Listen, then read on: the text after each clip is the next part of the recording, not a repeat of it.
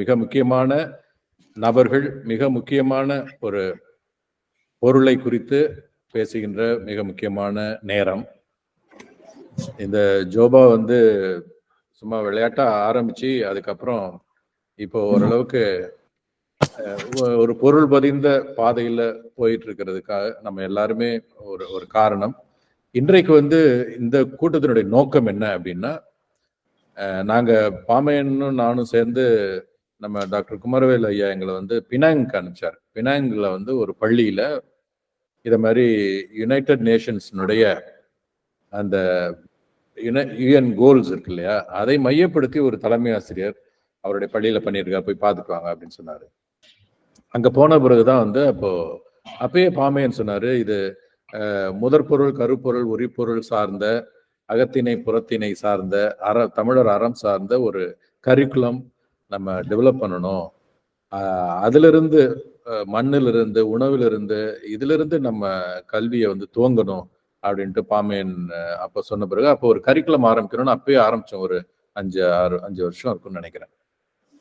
அதுக்கப்புறம் அப்படியே இருந்துச்சு. அதுக்கப்புறம் குமரவேலன் ஐயா, மனோகரன் ஐயா அவங்களுடைய வழிகாட்டுதல்ல ஒரு பள்ளியில நம்ம துவங்கணும் மலேசியாவில். அது குறித்து பின்னாடி மனோகரன் ஐயா பேசுவாரு.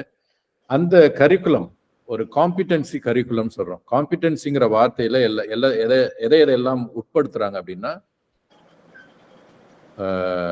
அறிவு, அதாவது நாலேஜ், ஸ்கில் திறன், வேல்யூஸ் மதிப்பீடு, ஆட்டிடியூட் இந்த மனோபாவம், இந்த மாதிரி knowledge, skill, attitude and values இதெல்லாம் சேர்ந்து காம்பிடன்சின்னு சொல்றாங்க. அப்போ குழந்தைகளுக்கு கொடுக்க வேண்டிய காம்பிடன்சி இன்றைக்கு ஒரு கார்பரேட் சார்ந்த இண்டஸ்ட்ரி பேஸ்ட் போயிட்டு இருக்கு. ஆனால் நம்ம மாதிரியான ஆட்கள் என்ன நினைக்கிறோம்னா, இது வந்து தமிழர் அறம் சொல்லுகின்ற இயற்கை வாழ்வியல் இதை மையப்படுத்திய நாலேஜ், ஸ்கில், ஆட்டிடியூட், வேல்யூஸ் இருக்கணும்னு நினைக்கிறோம். ஸோ இந்த கரிக்குலம் வந்து இப்போதைக்கு இல்லை. ஏன்னா அது குறித்த ஆட்கள் வந்து அங்கங்க இருக்கிறாங்க. சில பேர் சின்னதாக செஞ்சுட்டு இருக்கிறாங்க. இப்போ இதை போன்ற ஒரு சர்வதேச அளவில் இப்போ சிங்கப்பூர்ல இருந்து, மலேசியாவில இருந்து, இப்போ தமிழ்நாட்டில இருந்து, ஸ்ரீலங்காவில இருந்து ஒரு ஒருங்கிணைந்த இது இப்போதைக்கு சின்னதா நம்ம பண்ணிட்டு இருக்கோம். அப்போ இந்த கரிக்குலம் எப்படிப்பட்டதா இருக்கணும், அதனுடைய பிலாசபி என்ன, அந்த பிலாசபி இன்றைக்கு இருக்கிற சூழல், சமூக அரசியல் பொருளாதார சூழல்ல எப்படி வந்து பொருத்தமா இருக்கு, ரெலவெண்டா இருக்கு அப்படிங்கிறத பேசி அதை செப்பனிடுவதற்கு தான் இந்த கூட்டம். இது எப்படி நம்ம துவங்குறோம்னா, முதல்ல நம்ம சாண்டியாகோ ஐயா வந்து ஒரு 5 to 7 நிமிடங்கள் இன்றைய சமூக பொருளாதார சூழலிய அரசியல் சூழல்கள் எப்படி இருக்கு அப்படிங்கிறத வந்து அவர் பேசுவார். அதை நம்ம உன்னிப்பாக கவனிப்போம். அதற்கு பிறகு இன்றைய கல்வி சூழல் எப்படி இருக்கு, தமிழ்நாட்டில் மட்டும் இல்லை, பொதுவாக உலகளாவிய கல்வி சூழல் எப்படி இருக்கு அப்படின்னு சொல்லிட்டு டாக்டர் கோயிலா தங்கசாமி அவர்களுடைய அனுபவத்திலிருந்தும் ஒரு 5 to 7 நிமிடங்கள் பேசுவார்கள். அதையும் நம்ம உன்னிப்பாக கவனிப்போம். அதுக்கு பிறகு நிறைய பள்ளிகளுக்கு சென்று தலைமை ஆசிரியர்கள், ஆசிரியர்கள், மாணவர்களோடு உரையாடி ஒரு மாற்றத்திற்கான கல்வி, ஆல்டர்னேட்டிவ் எஜுகேஷன் அப்படின்னு கிட்டத்தட்ட எனக்கு தெரிஞ்சு 1980s பேசிட்டு இருக்கிற நம்ம எரோனிமஸ், திருச்சி எரோனிமஸ் அவர்கள், அவங்க வந்து இன்றைக்கு இருக்கிற மாணவர்களுக்கு தேவையான காம்பிடன்சிஸ் என்ன, அதுல இருக்கிற சிக்கல்கள் என்ன அப்படிங்கிறத பத்தி அவர் ஒரு 5 to 7 நிமிடம் பேசுவார். ஆக முதல்ல வந்து ஒரு 15 நிமிஷம் வந்து அவங்க 3 பேருடைய உரை இருக்கும். அதை நம்ம வந்து கூர்ந்து கவனிப்போம். அதற்கு பிறகு நம்ம வந்து நம்முடைய கருத்துக்களை நம்ம பகிர்ந்து கொள்ளலாம். பகிர்ந்து கொள்வதற்கு முன்பு 2 பேர் அவங்களுடைய அனுபவத்தை பகிர்வார்கள். ஒன்று, மலேசியாவில் இந்த கரிக்குலம் எப்படிப்பட்ட அதனுடைய அனுபவம் பற்றி ஐயா மனோகரன் ஐயா பேசுவாங்க.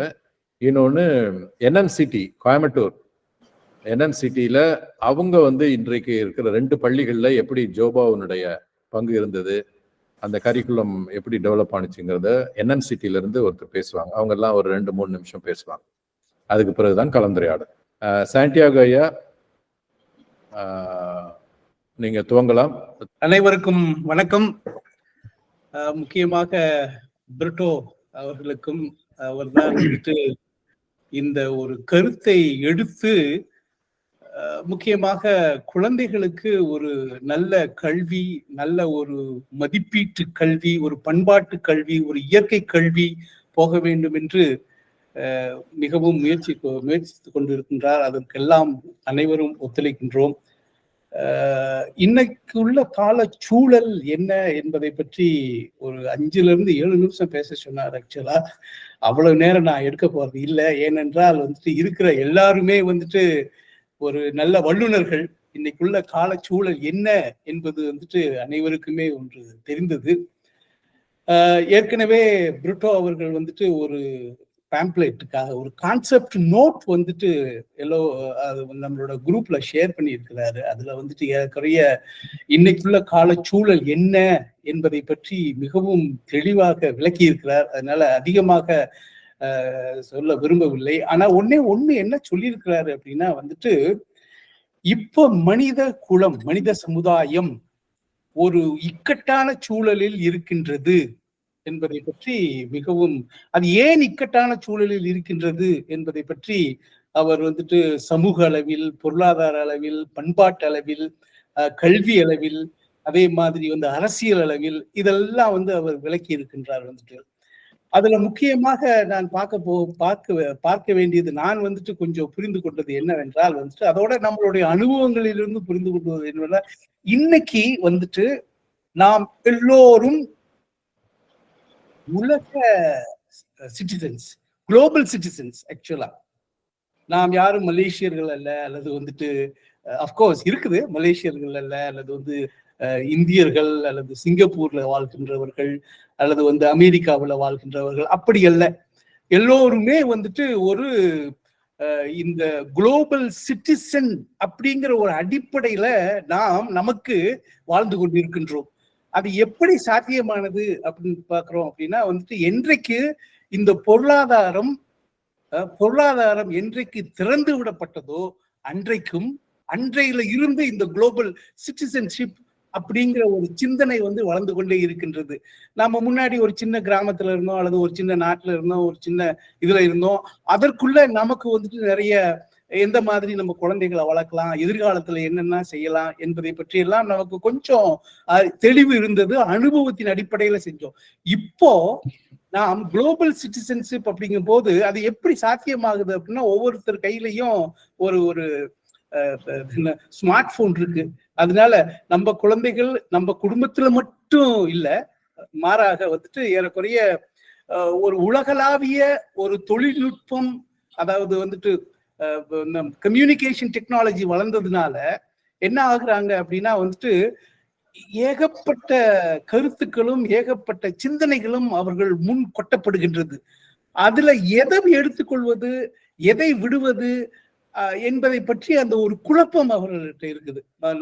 நமக்குள்ளேயே இப்போ நான் எங்க வீட்டுல கூட வந்துட்டு ஏதாச்சும் வந்துட்டு என்னோட பேத்திக்கிட்டையோ அல்லது என்னோட மகள்கிட்டையோ அல்லது மகன்கிட்டையோ ஏதாச்சும் சொன்னா முன்னாடி சரி அப்பா அம்மா சொல்றாங்க அப்படின்னு கேட்டாங்க. இப்ப என்ன செய்யறாங்க, நான் சொல்வது சரியா என்று யார் வந்து முடிவு பண்ணுகிறார் என்றால் வந்துட்டு கூகுள் முடிவு பண்ணுகிறது. அதனால எப்படி அவர்கள் வளருவாங்க, எந்த மாதிரியான ஒரு மதிப்பீடுகள், ஒரு பண்பாட்டின் அடிப்படையில் வளருவார்கள், எதிர்காலத்துல அவர்கள் வந்துட்டு ஒரு அவர்களையே வந்துட்டு ஒரு நல்ல வேலை அல்லது ஒரு சக்சஸ்ஃபுல்லா வந்துருவார்களா அப்படிங்கிற ஒரு குழப்பமும் அப்படிங்கிற ஒரு சந்தேகமும் இருக்கின்றது வந்துட்டு. ஆக இந்த சூழல் நமக்கு இருக்கிறது, பெற்றோர்களாகிய நமக்கு இருக்கிறது, பெரியவர்களாகிய நமக்கு இருக்கிறது. அதே மாதிரி குழந்தைகளுக்கும் வந்துட்டு எதை ஃபாலோ பண்றது என்கின்ற அந்த ஒரு சிந்தனை இல்லை. சரி, கல்விக்கு போகிறாங்க, கல்விக்கூடத்துல போகிறாங்க. அந்த கல்விக்கூடத்துல சரியான ஒரு கல்வி அவர்களுக்கு கொடுக்கப்படுகின்றதா என்றால் வந்துட்டு, இப்ப இருக்கிற அந்த குளோபல் சிட்டிசன்ஷிப் சிந்தனையும் இப்ப பெறுகின்ற கல்வியும் ஓரளவுக்கு ஒத்து போகாமல் இருக்கின்றது. சோ அந்த மாதிரி ஒரு சூழல் தான் இருக்கின்றது. இதுல என்ன ஆகுது, என்ன முக்கியமா வந்துட்டு பாதிப்புகள் ஏற்படுகின்றது என்றால் வந்துட்டு, முக்கியமா இந்த இமோஷனல் சைக்கலாஜிக்கல் ஒரு பிரேக் டவுன், அது மிகவும் முக்கியமாக பாக்குறோம் வந்துட்டு. ஏறக்குறைய என்றுமில்லாத அளவுல இப்போ இந்த இளைஞர்கள், குழந்தைகளுடைய பாதிப்பு வந்துட்டு இந்த மென்டல் இல்னஸ், அந்த psychological and emotional breakdown வந்துட்டு அதிகமாக இருக்கிறது. எளிதாக கோபப்படுகின்றார்கள், எளிதாக வந்துட்டு என்ன செய்யறாங்க, எங்கேயாச்சும் அதாவது அதிகமாக குடும்பங்களிலும் அங்க இருக்கின்ற சமுதாயங்களிலும் வந்து உறவுகள் வந்துட்டு துண்டிக்கப்படுகின்றது அல்லது அவ்வளவு இல்லை. சோ அந்த மாதிரியான ஒரு கால சூழல்ல வாழ்ந்து கொண்டிருக்கின்றோம். இந்த சூழல்ல தான் வந்துட்டு அவங்க வந்துட்டு எந்த கொள்கை ரீதியாக வளர்க்கிறார்கள் அல்லது எந்த மத ரீதியாக, அதாவது மத மதிப்பீடுகளின் பண்பாட்டின் அடிப்படையாக வளர்கிறார்கள் அல்லது எந்த ஒரு தேசிய சிந்தனையில் வளர்கிறார்கள் என்பதை பற்றி எல்லாம் வந்துட்டு ஒரு ஒரு குழப்பமாகவே இருக்கின்றது. அப்போ அதோட சேர்த்து நம்ம பார்க்கும் பொழுது என்ன பார்க்கிறோம் அப்படின்னா வந்துட்டு போர் அதிகமா வந்து இப்ப ஏறக்குறைய இரண்டாம் உலக போருக்கு அப்புறம் அதிகமாக போர்கள் இல்லை. இப்போ 2 போர் இருக்குது, நமக்கு தெரியுது. வந்துட்டு என்ன ஆகும், எப்படி ஆகும் என்பதை பற்றியே தெரியவில்லை வந்துட்டு. ஒன்று. இரண்டாவது வந்து என்ன பார்க்கிறோம் அப்படின்னா அதிகமாக வந்துட்டு இந்த டெக்னாலஜிக்கல் ஜெயண்ட்ஸ் நிறைய, அவர்கள் வந்துட்டு நம் குழந்தைகளை வந்துட்டு அப்படியே இழுத்துக்கிட்டு போறாங்க, வந்துட்டு டிஸ்ரப்ட் பண்றாங்க, நிறைய டெக்னாலஜிக்கல் டிஸ்ரப்ஷன். அது மட்டும் இல்லாம வந்துட்டு இப்ப வர வர வந்து என்ன ஆகுது அப்படின்னா வந்துட்டு ஒரு டாமினேஷன், கம்ப்ளீட்டா ஒரு ஆட்டோகிராட்டிக் டாமினேஷன். இந்த liberal world order is in attack கம்ப்ளீட்டா. அந்த டெமோக்ரஸி, ஜனநாயகம் இதெல்லாம் சொல்றோமே, அதெல்லாம் வந்துட்டு it is completely under attack. So இந்த மாதிரி ஒரு சூழல்ல இருக்கின்றோம். இந்த சூழல்ல தான் வந்துட்டு ஐடியாலஜிக்கல் பேஸ்ட் ஃபார்மேஷன் கொடுக்கலாமா அல்லது ரிலீஜியஸ் பண்பாட்டு அடிப்படையால கொடுக்கலாமா நம்ம குழந்தைகளுக்கு, அல்லது வந்துட்டு தேசிய பண்பாட்டு அடிப்படையில் கொடுக்கலாமா என்று சிந்திக்கும் போதுதான் வந்துட்டு ஒரு முக்கியமான திசையை நோக்கி செல்ல வேண்டியது என்ன என்றால் வந்து இயற்கை வாழ்வியல் கல்வி அடிப்படையில் நாம் போக வேண்டும் அப்படின்னு சொல்லிட்டு சில முயற்சிகள், சின்ன சின்ன முயற்சிகள் அங்க எடுத்தோம். அது வெற்றிகரமாக நிகழ்ந்து கொண்டிருக்கின்றது. சோ எதிர்காலத்துல நான் போகும்போது இயற்கை வாழ்வியல் கல்வி அப்படின்னா இந்த பிளானட் எர்த் வந்துட்டு ஒரு ஒரு உலகம் தான் நமக்கு இருக்குது. அந்த உலகத்தில் வந்துட்டு எவ்வாறு இயற்கையோடு இணைந்த ஒரு வாழ்வியல் சிந்தனையை, பண்பாட்டை, ஒரு ஒழுக்கத்தை நாம் குழந்தைகளுக்கு விட்டு சென்றால் நிச்சயமாக ஓரளவுக்கு எதிர்காலத்தில் அவர்கள் வந்து தெளிவு வருவார்கள், தங்களை தாங்களே அவர்கள் வந்துட்டு வாழ்வித்துக் கொள்வார்கள், தாங்கள் என்ன நினைக்கின்றோம் என்பதை அவர்கள் வந்துட்டு செயல்படுத்த முடியும். சோ இந்த ஒரு சின்ன சிந்தனையின் அடிப்படையில தான் வந்துட்டு சொல்ல விரும்புகின்றேன். இந்த ஒரு கான்டெக்சுவலைஸ் பண்றதை வந்துட்டு ரொம்ப அதிகமா நம்ம போக வேணாம். ஏறக்குறைய நம்ம போக போக வந்துட்டு இதை பற்றி அதிகமாக திருப்பி வந்து கொண்டிருக்கின்றோம். அந்த சமயத்தில் நாம் தெளிவுபடுத்திக்கலாம். நன்றி. ரொம்ப நீங்க சொன்னதுல மிக முக்கியமா வந்து அந்த குளோபலைசேஷன், பிரைவேட்டைசேஷன் பிறகு எப்படி நம்ம வந்து இந்த டெக்னாலஜி மூலமாகவும் பெரியவர்களும் சரி சிறியவர்களும் குளோபல் சிட்டிசனாக மாறிக்கொண்டிருக்கிறோம்.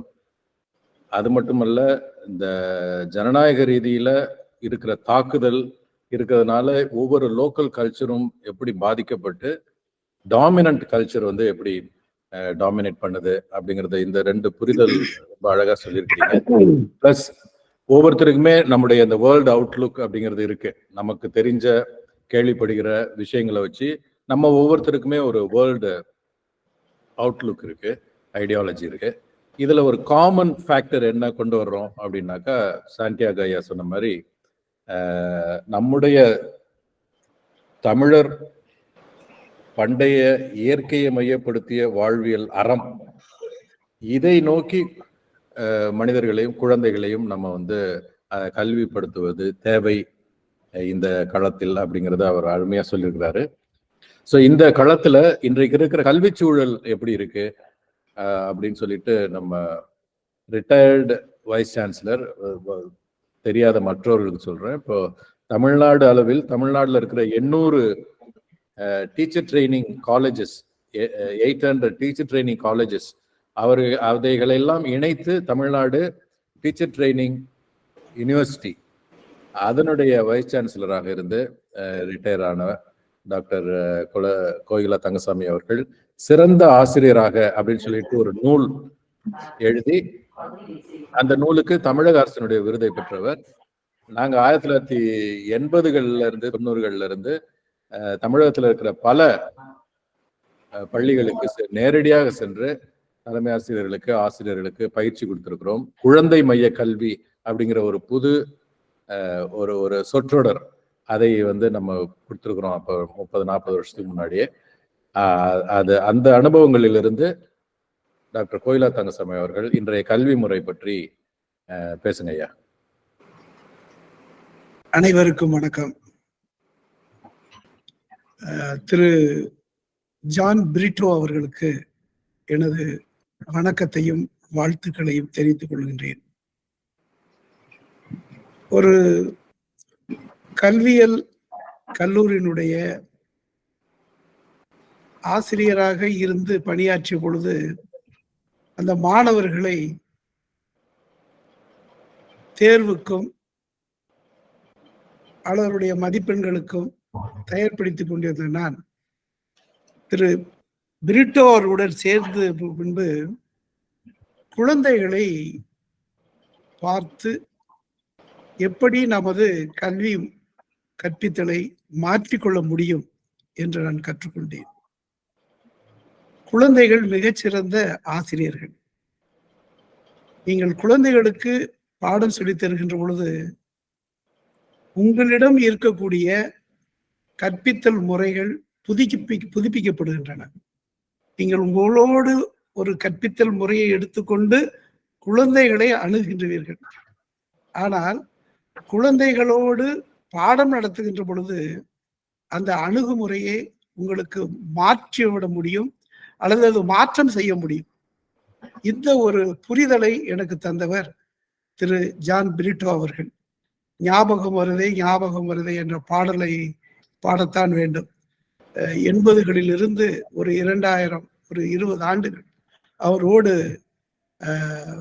தமிழகத்தில் உள்ள பல பள்ளிகளுக்கு சென்று குழந்தைகளுடைய குறிப்பாக தொடக்க பள்ளிகளில் இருக்கக்கூடிய ஆசிரியர்களுக்கு பயிற்சி தந்த பொழுது மிக சிறந்த ஒரு அனுபவத்தை நான் பெற்றுள்ளேன். அந்த அடிப்படையில் எழுதிய அந்த புத்தகத்தை தான் எனக்கு தமிழக அரசு சிறந்த விருது தந்தது. பாடம் நடத்திய கல்லூரியில் ஆசிரியராக இருந்த பொழுது கிடைக்காத பரிசு குழந்தைகளுக்கு பாடம் நடத்திய பொழுது எனக்கு விருது கிடைத்தது என்பதை நான் குறிப்பிட்டு சொல்கிறேன். இந்த கல்வி முறையானது 3 விஷயங்களில் நாம் தெளிவுபடுத்த வேண்டும். ஒன்று, டீச்சர் சென்டர்ட்னஸ் என்று சொல்லுவார்கள். இன்றைய கல்வி முறை அதிகமாக ஆசிரியரை மையப்படுத்தி இருக்கிறது.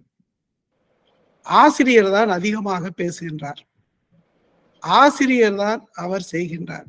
ஆனால் what a teacher thinks, what a teacher does, what a teacher says is not teaching.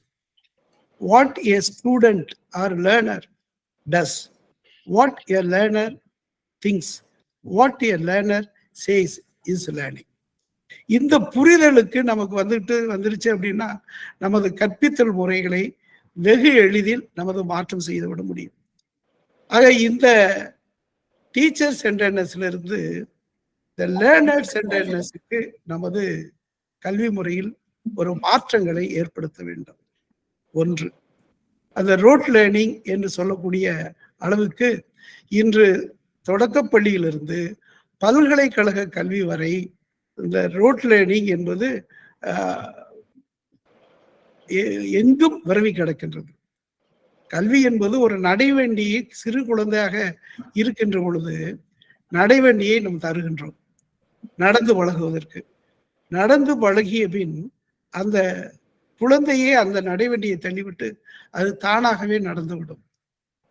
ஆனால் இன்றைய கல்வி முறை தொடக்கப்பள்ளியில் ஆசிரியர்களை கையை பிடித்து நடந்து கொண்டிருந்த மாணவர்கள் அடுத்தடுத்து மேலே போக போக ஆசிரியருடைய உதவிகரத்தை அவர்கள் இருக பற்றி கொண்டே போகிறார்கள்.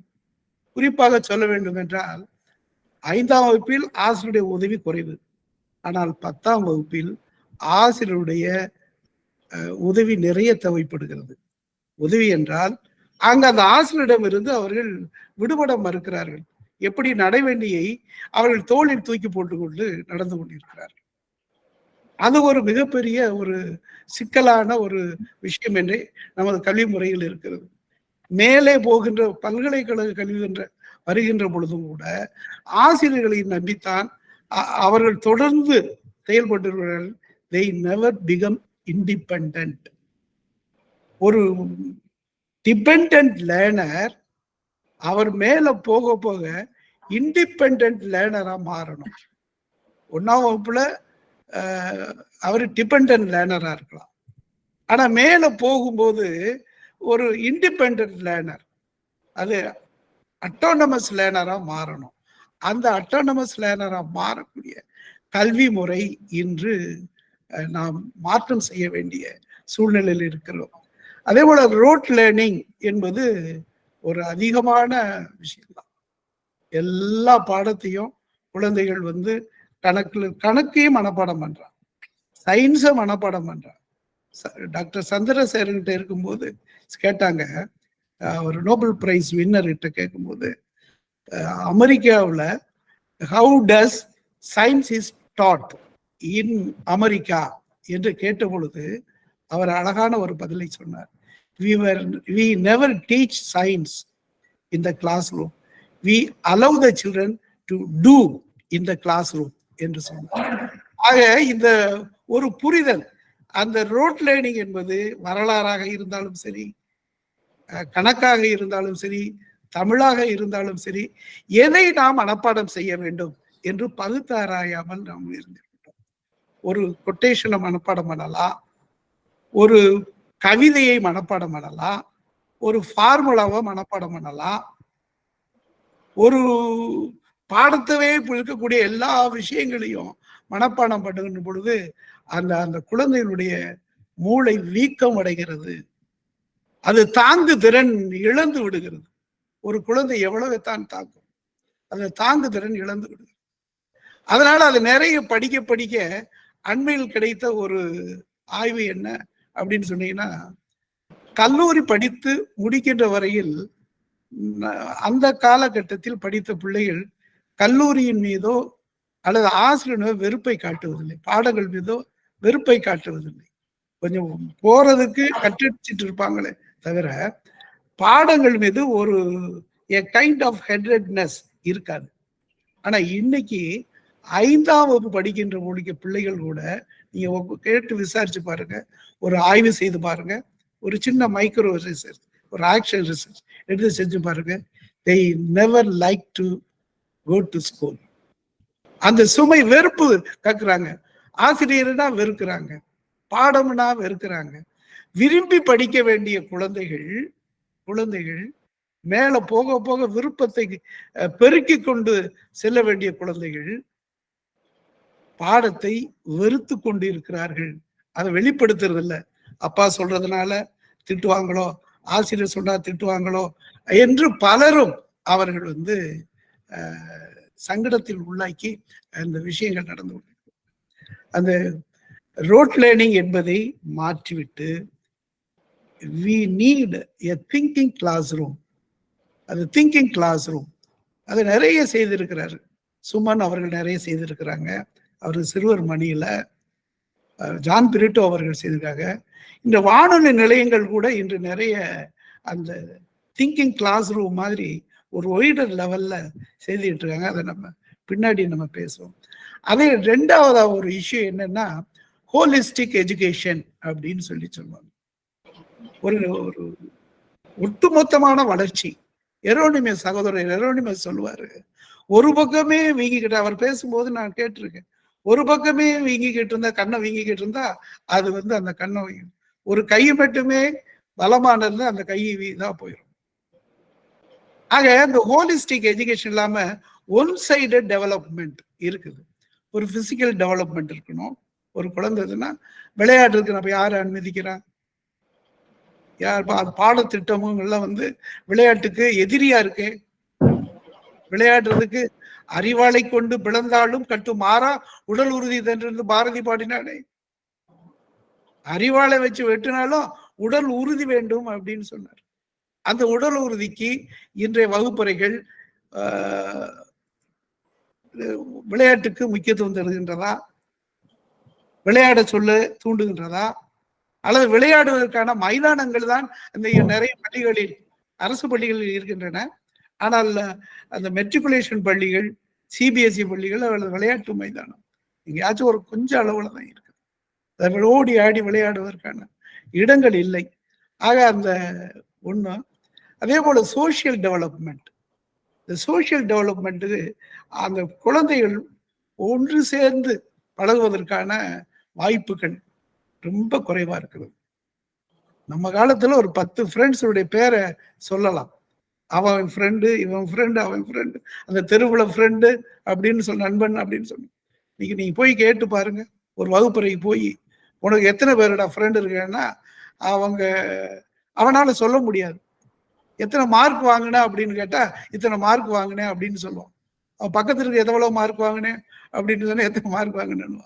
ஆனா எத்தனை how many friends do you have அப்படின்ற ஒரு கேள்வி எழுப்புவேன். அதற்கு சரியான பதில் பலரிடம் இருந்து வருவது இல்லை. ஆக சோசியல், நான் ஒண்ணு இப்ப நம்ம கல்வி முறையில 10 மார்க் வாங்கின பையன் என்று பாராட்டுவதை விட 10 நண்பர்களை பெற்ற பையன் 10வது படிச்சு போகும்போது ஒவ்வொரு வருஷத்துக்கும் உடுக்கை இழந்தவன் கை போல அங்கே இடுக்கண் களைவதாம் நட்பு. அப்பா கை விட்டுருவாரு, அம்மா கை விட்டுரு, சகோதரர்கள் கை விட்டுருவாங்க. ஆனா நண்பர்கள், அந்த வட்டம் என்பது உறுதியாக நிற்கும். அது உலக அளவுல நாம புரிந்தது. அதனாலதான் உடுக்கை இழந்தவன் கை போல அங்க இடுக்கண் களைவதான் நட்பு. ஏன் இதை நம்ம இந்த அறம் சார்ந்து சொல்லித்தர இயல தவறிட்டோம்? நமக்கு பள்ளி கல்வி முறையில எதுக்கு பரிசு கொடுங்க, சிலம்பாட்டத்துக்கு ஒரு பரிசு, கராத்தேவுக்கு பரிசு என்று கொடுத்தவர்கள் ஒரு 10 நண்பர்கள் நட்போடு பழகி இருக்கிறவர்களுக்கு ஒரு சிறப்பு பரிசு கொடுக்கிறோம் அப்படின்னு யாராவது அறிவித்திருக்கிறார்களா? இதையெல்லாம் நம்ம புரிதல் வேண்டும். அதோட எமோஷனல் டெவலப்மெண்ட், வேல்யூ டெவலப்மெண்ட்.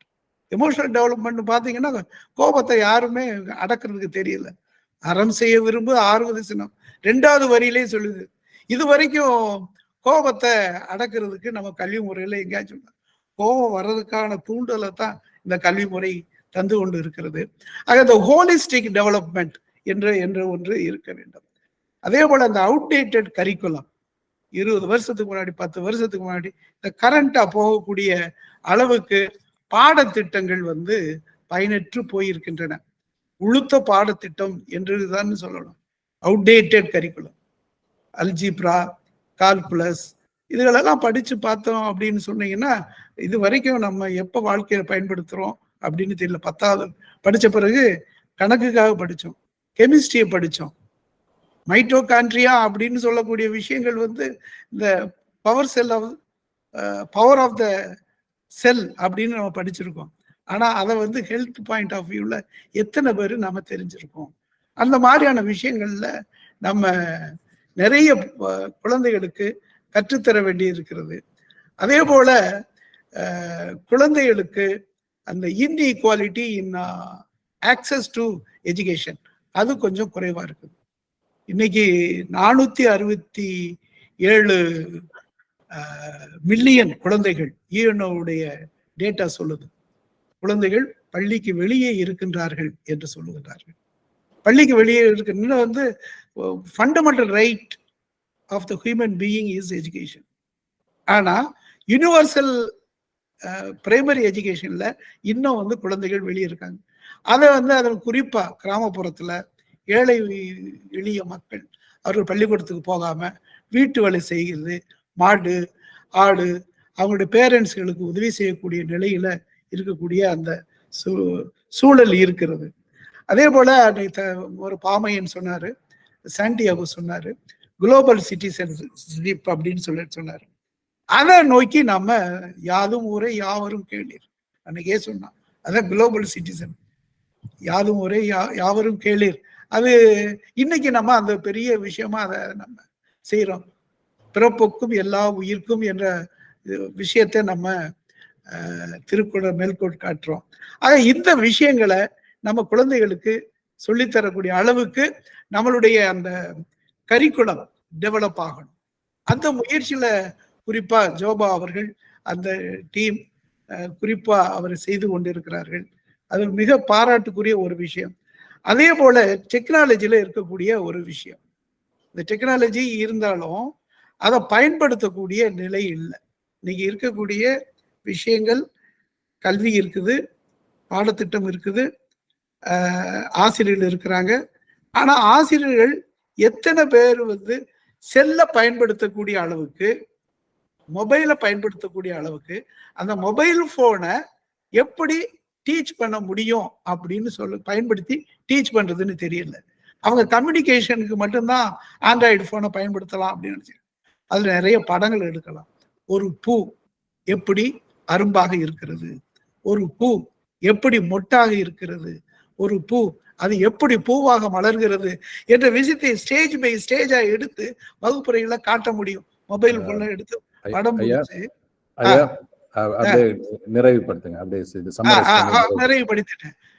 நிறைவுபடுத்திட்டேன் என்ற ஒரு நிலைக்கு நாம ஆசிரியர்கள் செல்லணும். அந்த டெக்னாலஜி டிவைடு என்ற நிலையில் இருக்கிறது. ஆக இந்த விஷயங்களை எல்லாம் இன்று நாம் ஜோபா கரிக்குலம் எடுத்து செல்லும் என்ற நம்பிக்கை இருக்கிறது. வாய்ப்புக்கு நன்றி. இன்றைக்கு நீங்க சொன்ன மிக முக்கியமான விஷயங்கள் இப்ப சாண்டியாகோ ஐயா சொன்ன விஷயங்களோட இணைந்து இருக்கு. நீங்க யாதும் ஊரே யாவரும் கேளீர் சொன்னீங்க. அது அன்றைய நடைமுறையில என்ன ஒரு பெர்ஸ்பெக்டிவ்ல கண்ணோட்டத்துல சொல்லப்பட்டது என்று சொல்லும் பொழுது அது ஒரு எல்லோரும் ஒரு இனமாக இருக்க வேண்டும், நட்போடு பாசத்தோடு.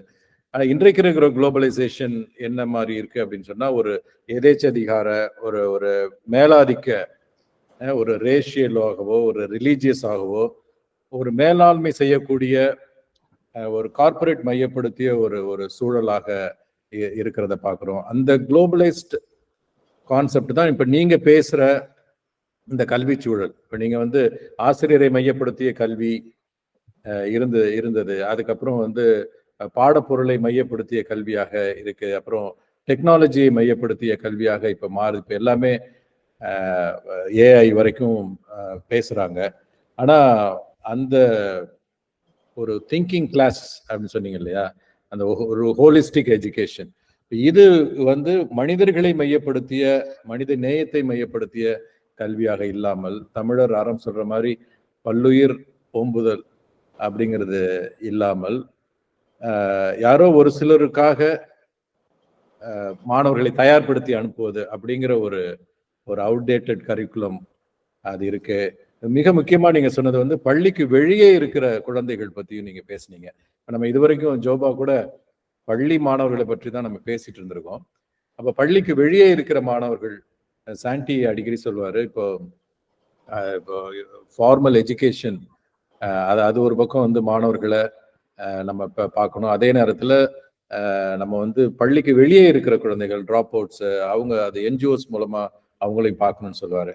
ஸோ இந்த வெவ்வேறு விதமான அணுகுமுறை எப்படி இருக்குங்கிற சூழலை ரொம்ப அழகா சொல்லியிருக்கிறீங்க. இந்த சாண்டி சொன்ன மாதிரி இந்த மாதிரியான ஒரு சூழல்ல, நீங்க சொன்ன மாதிரி இன்றைக்கு இருக்கிற இந்த கல்வி சூழல்ல எரோனிமஸ் ஐயா என்ன மாதிரியான காம்பிடென்சிஸ் அவங்களுக்கு தேவை, என்ன மாதிரியான வேல்யூஸ், ஸ்கில்ஸ் அவர்களுக்கு தேவை, என்ன இல்லை, என்ன இருக்கணும் அப்படிங்கிறத பற்றி எரோனிமஸ் ஐயா பேசுங்க. எல்லோருக்கும் மாலை வணக்கம்.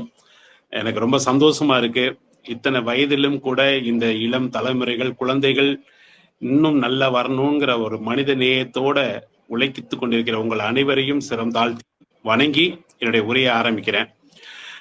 இவ்வளவு நேரம் எல்லாரும் உரையை கேட்டதுனால ஒரு சின்ன ஒரு எக்ஸசைஸ் பண்ணிட்டு நம்மளுடைய இதுக்குள்ள போலான்னு நினைக்கிறேன். அது நம்மளே ரிலாக்ஸ் பண்ண மாதிரி இருக்கும். வேற ஒண்ணும் இல்லை, என்னுடைய கையில நான் ஒரு பொருள் வச்சிருக்கேன். அது என்னவா இருக்குன்னு உங்க கற்பனையை தட்டி விட்டு சொல்லுங்க பார்க்கலாம். யாராவது கரெக்டா சொல்றீங்களான்னு ஒரு சின்ன ஒரு 2-3 பேர் ட்ரை பண்ணலாம். என் கையில இருக்கிறது என்னவா இருக்கும்? ராக்கெட் இல்ல. ஐயோ, மலர் இல்ல சார். ஒரு பென்சில் இல்லைன்னா பேனா. ஓவியருங்கிறத கரெக்டா சொல்றீங்க பாருங்க. அது ரெண்டுமே இல்ல. பென்சில், பேனா அது உங்க கையில இருக்கும், என் கையில இல்ல. ஓகே ஐயா, எரேசர். இல்லைங்கய்யா. கைக்குள்ள அடங்குற மாதிரி ஒரு பொருள். ஐயா தத்துவமா பேசுறீங்க, அதுதான் இல்லன்னு கேட்க. Okay right. ஓகே, இப்போ நம்ம இதை விட்டுருவோம். இப்போ கல்வினா என்னன்னு பேசுவோம். சரி. எனக்கு ஒரு சின்ன கேள்வி, கல்வினா என்னன்னு பேசுவோமா இல்ல அந்த கைக்குள்ள இருந்தது என்னன்னு தெரிஞ்சுக்கிட்டு அதுக்கு போவோமா? கியூரியாசிட்டியை கரைச்சிடும் அது. நீங்க கல்வினா முதல்ல என்னன்னு கைக்குள்ள இருந்தது என்னன்னு சொல்லுங்க, அப்புறம் கல்வியை பத்தி பேசலாம்னு நீங்க சொல்ல வரீங்க. இதுதான் நம்ம கிட்ட ஒரு முக்கியமான ஒரு விஷயம். கல்வியை பத்தி பேசுங்க. ஹலோ, இல்ல, கல்வியை பத்தி பேசணும்னு சொன்னா கூட, கல்வியை பத்தி கூட மனசுல என்ன தோணும்னா அது என்னன்னு தெரிஞ்சுக்கணும்னு ஆர்வம் துடிச்சுட்டே இருக்கும். என்ன சொல்ல வரேன், உங்க கையும் தெரியல, முகமும் தெரியல. இந்த ஒரு கால் எடுத்து பிடிச்சு உங்க கேமராவுக்குள்ள என்ன இருக்குன்னு இப்ப தெரியல. ஓகே ஓகே, நான் சொல்றது முடிஞ்சிருச்சு. அது பரவாயில்ல, இருந்தாலும் இத நீங்க வீடியோவை ஆன் பண்ணுங்க. இது உங்க முகம் தெரியல. ஒரு கால் வந்ததுனால எஸ் ரைட். ஓகே, இப்போ நான் கைக்குள்ள இருந்தது அப்புறம் இப்ப நேரடியா நல்ல சிறப்பு. கைக்குள்ள ஒண்ணும் இல்ல, நம்பிக்கை இருந்தது. அது ஒரு அதில் தான் நீங்க பேச இல்ல நான் கைக்குள்ள எல்லாம் இருந்தது அப்புறம் சொல்றேன். அதுக்கு முன்னாடி இப்ப நம்ம கிட்ட இருக்கிற ஒரு விஷயத்த சொல்லிடுறேன். கையில இருந்தது என்னன்னு தெரிஞ்சுக்காம நீங்க கல்வியை பத்தியோ நாலேஜ பத்தியோ வேல்யூ பத்தியோ பேசினா கூட மைண்ட் எங்க இருக்கும்னா இப்ப நான் போட்டு விட்ட அந்த புதிருக்கு விடையை தேடுறதுலதான் இருக்கும். இதுதான் மனித இயல்பு. அது என்னன்னா, அது என்னன்னு தெரிஞ்சுக்கிற ஒரு தேட்டம் எல்லாருக்குள்ளரையும் உள்ளுக்குள்ள இருக்கு. இந்த தேட்டத்துக்கு பேர் தான் கற்றல். இந்த தேட்டத்துக்கு தீனி போடுறது பேர் தான் கற்பித்தல். சோ இப்படிப்பட்ட கற்றலும் இப்படிப்பட்ட கற்பித்தலும் சேரும் இடம்தான் கல்வி அப்படிங்கிறதா நான் பொதுவா ஆசிரியர்களுக்கு பயிற்சி கொடுப்பேன். இப்ப என் கைக்குள்ள இருந்தது வேற ஒண்ணும் இல்லைங்க, ஒரு சின்ன வளையத்தை வச்சிருந்தேன், நீங்க முற்றிலும் எதிர்பார்க்காத ஒண்ண. இப்ப இதை ஏன் நான் சொல்றேன்னா, இல்லாட்டினா இன்னமும் மைண்ட் அதுக்குள்ளதான் ஓடிட்டு இருக்கோம். எவ்வளவு வளர்ந்தவங்களுக்கும் வளர்ந்த நமக்கே அது என்னன்னு அந்த கியூரியாசிட்டியை தெரியாம அடுத்த கட்டத்துக்கு போக முடியலன்னா, குழந்தைகள் நம்மளை விட ஆற்றல் மிக்கவர்கள், அதிகமாக சிந்திக்க கூடியவர்கள், அவர்களுக்கு இந்த ஆர்வம் தேடுவது அது என்னன்னு கண்டுபிடிக்க தூண்டுற அந்த விஷயம் நிறைய இயல்பாவே இருக்கு. இது எல்லாத்தையும் முடக்கிவிட்டு ஐயா கோகிலா சொன்னது மாதிரி ஆசிரியர் மட்டுமே பேசிக்கிட்டு இருந்தா அவனுடைய ஆர்வத்துக்கும் தேடலுக்கு அது சம்பந்தமே இல்லாம அது வெறுக்க தான் வைக்கும். 5ஆம் வகுப்புல இல்ல 1ஆம் வகுப்புலயே வெறுத்துருவான். இதுதான் இன்றைக்கு இருக்கிற பிரச்சனை. கல்வி என்பது, கற்றல் என்பது தேடுவதும் கண்டுபிடிப்பதும், கற்பித்தல் என்பது தேட வைப்பதும் கண்டுபிடிக்க தூண்டுவதும். இந்த கான்செப்ட் இந்த சமூகம் எப்ப உள்வாங்குதோ அப்பதான் அந்த கல்வி வெற்றி அடையும். ரைட். எதை தேடுவது? அடுத்த கேள்வி வருது. இன்னைக்கு கல்விங்கிற பேர்ல நாம எல்லாரும் நாலேஜ் 3 விஷயத்த பயன்படுத்துறோம். நாலேஜ் இம்ப்ரூவ் பண்றோம். அதுதான் ஒரு குழந்தைய பள்ளிக்கூடத்துக்கு அனுப்புறாங்க. ஒன்று அறிவை பெருக்க, இன்னொன்று திறமையை வளர்க்க, 3வது மனநிலையில் பக்குவத்தை ஏற்படுத்த. அதைத்தான் ஜான் பிரிட்டோ எனக்கு கொடுத்திருக்காரு. Knowledge, skill, attitude. முதல்ல இந்த நாலேஜை பத்தியே இந்த சமூகத்துக்கு ஒரு புரிதல் தேவைப்படுது. இன்றைக்கு சமூகத்துல இருக்கிற ஒரு மிகப்பெரிய புரிதல் என்னன்னா, நாலேஜ் என்பது நிறைய விஷயங்களை தெரிந்து கொள்வது. To get more information is knowledge. Knowledge is the power அப்படிங்கிற மீனிங்ல அன்னைக்கு நிறைய இன்ஃபர்மேஷன், அதுவும் தகவல் தொழில்நுட்பத்துல சாண்டி அவர்கள் சுட்டி காண்பித்தது போல குளோபலைசேஷன்ல தகவல் தொழில்நுட்பத்துல எதையோ தெரிஞ்சுக்கிறான். இதுதான் இன்னைக்கு இன்ஃபர்மேஷன். இந்த information is the power, this is the நாலேஜ்னு நிரூபிக்கப்பட்டு இருக்கு. ஆனால் உண்மையில் ஒரு குழந்தைகிட்ட ஆய்வு செய்து பார்த்தா அவன் நிறைய இன்ஃபர்மேஷனை தெரிந்து கொள்வதை விட தனக்கு உரியதை, உதவுவதை, உகந்ததை தெரிந்து கொள்றதுலதான் முதல்ல அவனுக்கு ஐடியா இருக்கு, ஆர்வம் இருக்கு. எனக்கு பயன்படும்னா கட்டாயம் அவன் தெரிஞ்சுக்குவான். பயன்படாதுன்னா என்னதான் சொல்லி கொடுத்தாலும் எத்தனை மெத்தடை பயன்படுத்தினாலும் அவன் விருப்பப்படுறதே இல்லை. அதுக்கு நான் உதாரணமா ஆசிரியர்களுக்கு பயிற்சி கொடுக்கும்போது ஒரு உதாரணம் சொல்லுவேன்.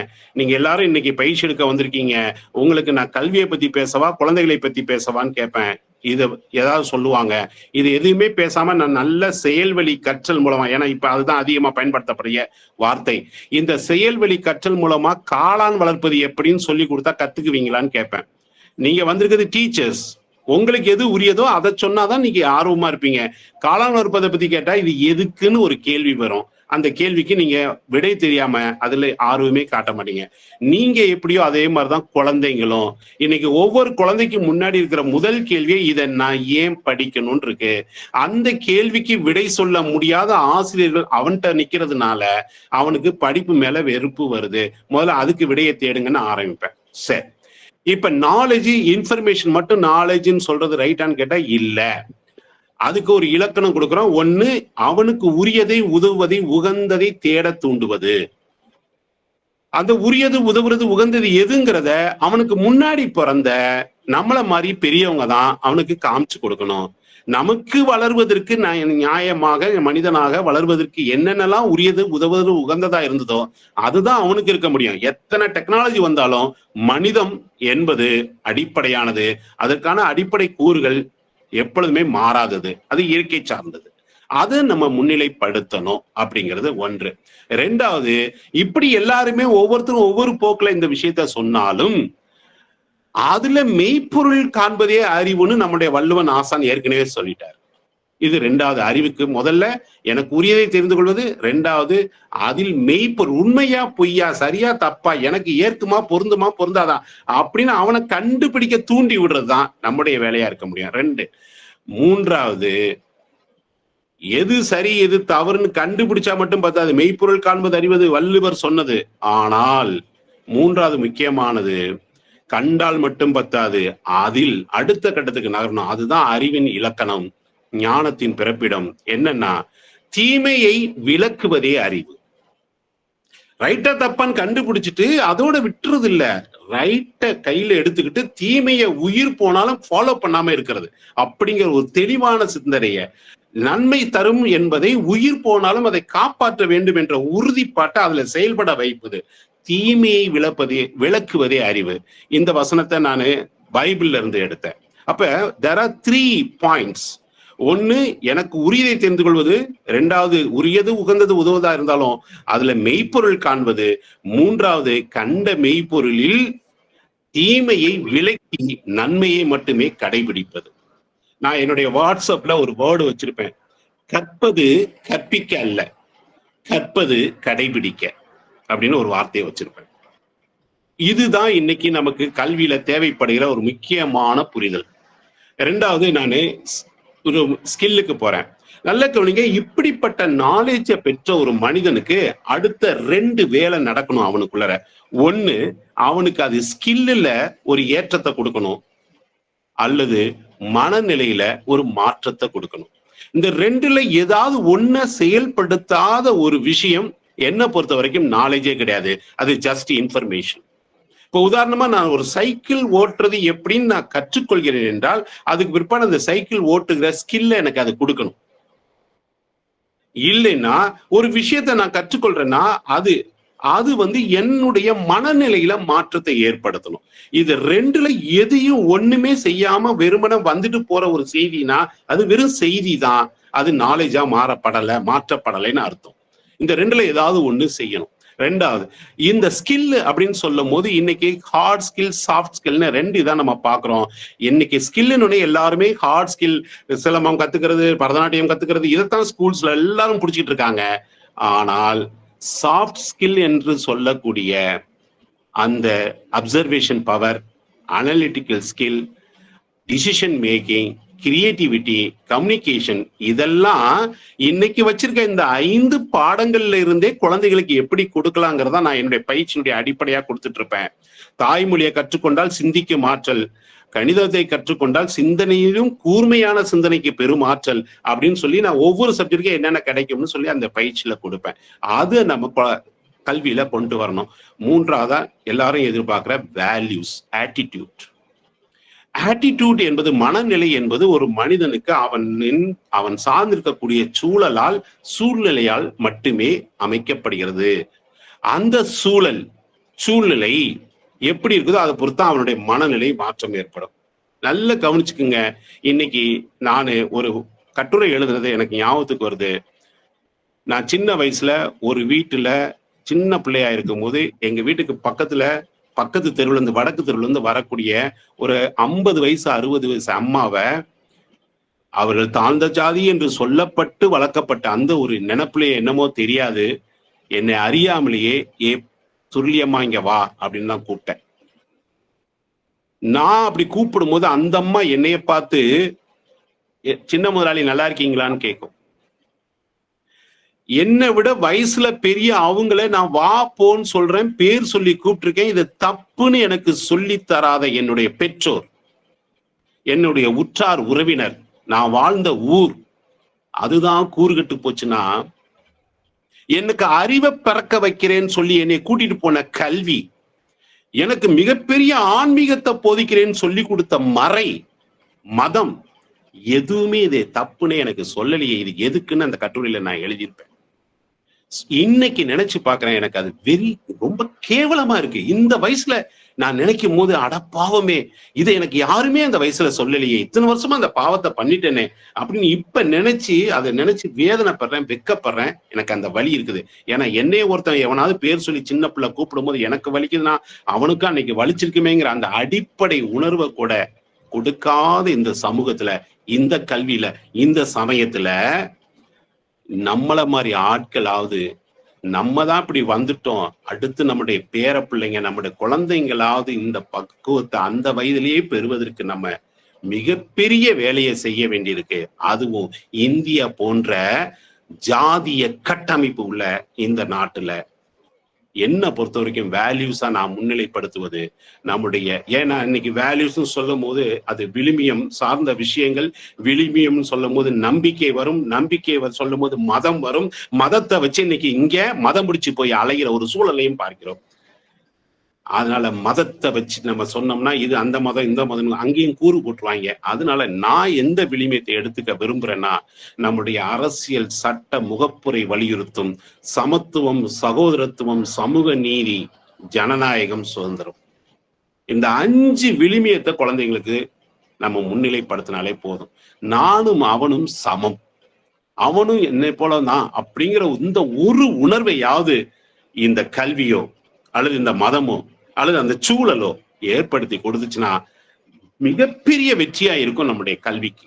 அதைத்தான் நான் முதல்ல முன்னிலைப்படுத்த விரும்புறேன். ஆனா என்ன ஒரு சிக்கல்னா, ஒரு குழந்தைக்கு இந்த வேல்யூஸை சொல்லித்தரும் பொழுது அது சொல்லித்தரதுனால வர்றதில்லை, மாறாக அந்த வேல்யூஸை அந்த குழந்தை அனுபவிக்கும் பொழுதுதான் உள்ளர போகும். இந்த நம்மளுடைய நண்பர் மகி இருப்பாங்க, அவர் சொல்லுவாரு, அந்த NLP கோர்ஸ்ல ஆள் மனம் மேல் மனம்னு சொல்லி தரதெல்லாம் மேல் மனத்துல பதிஞ்சு அப்படியே காணா போயிடும்.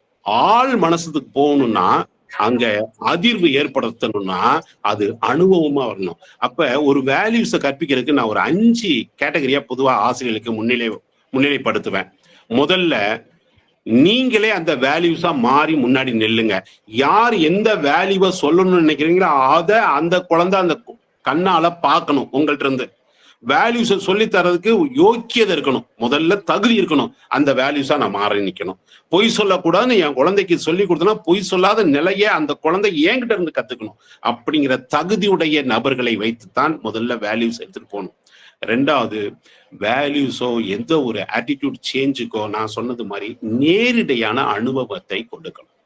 நேரிடையான அனுபவத்தை, அதுக்கு நிறைய விளையாட்டு யுக்திகள் இருக்கு. அந்த யுக்திகள் மூலமா அவங்கள களத்துல இறக்கி விட்டு நேரடியா அனுபவிக்க வைக்கணும். உதாரணத்துக்கு சொல்றேனே, இப்ப நான் பேசும்போது இடையில பசங்க எமையான்னு பேசிட்டு இருப்பாங்க.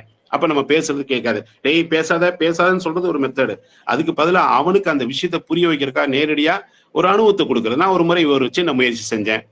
ஒரு பையன் அப்படி பேசிட்டு இருக்கிறத கவனிச்சேன். அப்புறம் அவனை கூப்பிட்டு தனியா, தம்பி இப்ப நீ உன்னைய பத்தி உன் குடும்பத்தை பத்தி ஒரு 10 நிமிஷம் நீ எல்லாருக்கும் முன்னாடி சொல்லுன்னு சொன்னேன். அவன் சந்தோஷமா சரின்னு சொன்னான். அவனை ஒரு நிமிஷம் வெளியே அனுப்பிச்சிட்டு மற்ற குழந்தைகிட்ட எல்லாம் சொல்லாம அப்படி அவன் சொல்லும் பொழுது யாருமே கவனிக்க கூடாது, பக்கத்துல பேசிட்டு இருங்கன்னு சொன்னேன். இவன் நல்லா ப்ரிப்பேர் பண்ணிட்டு சொல்றான்.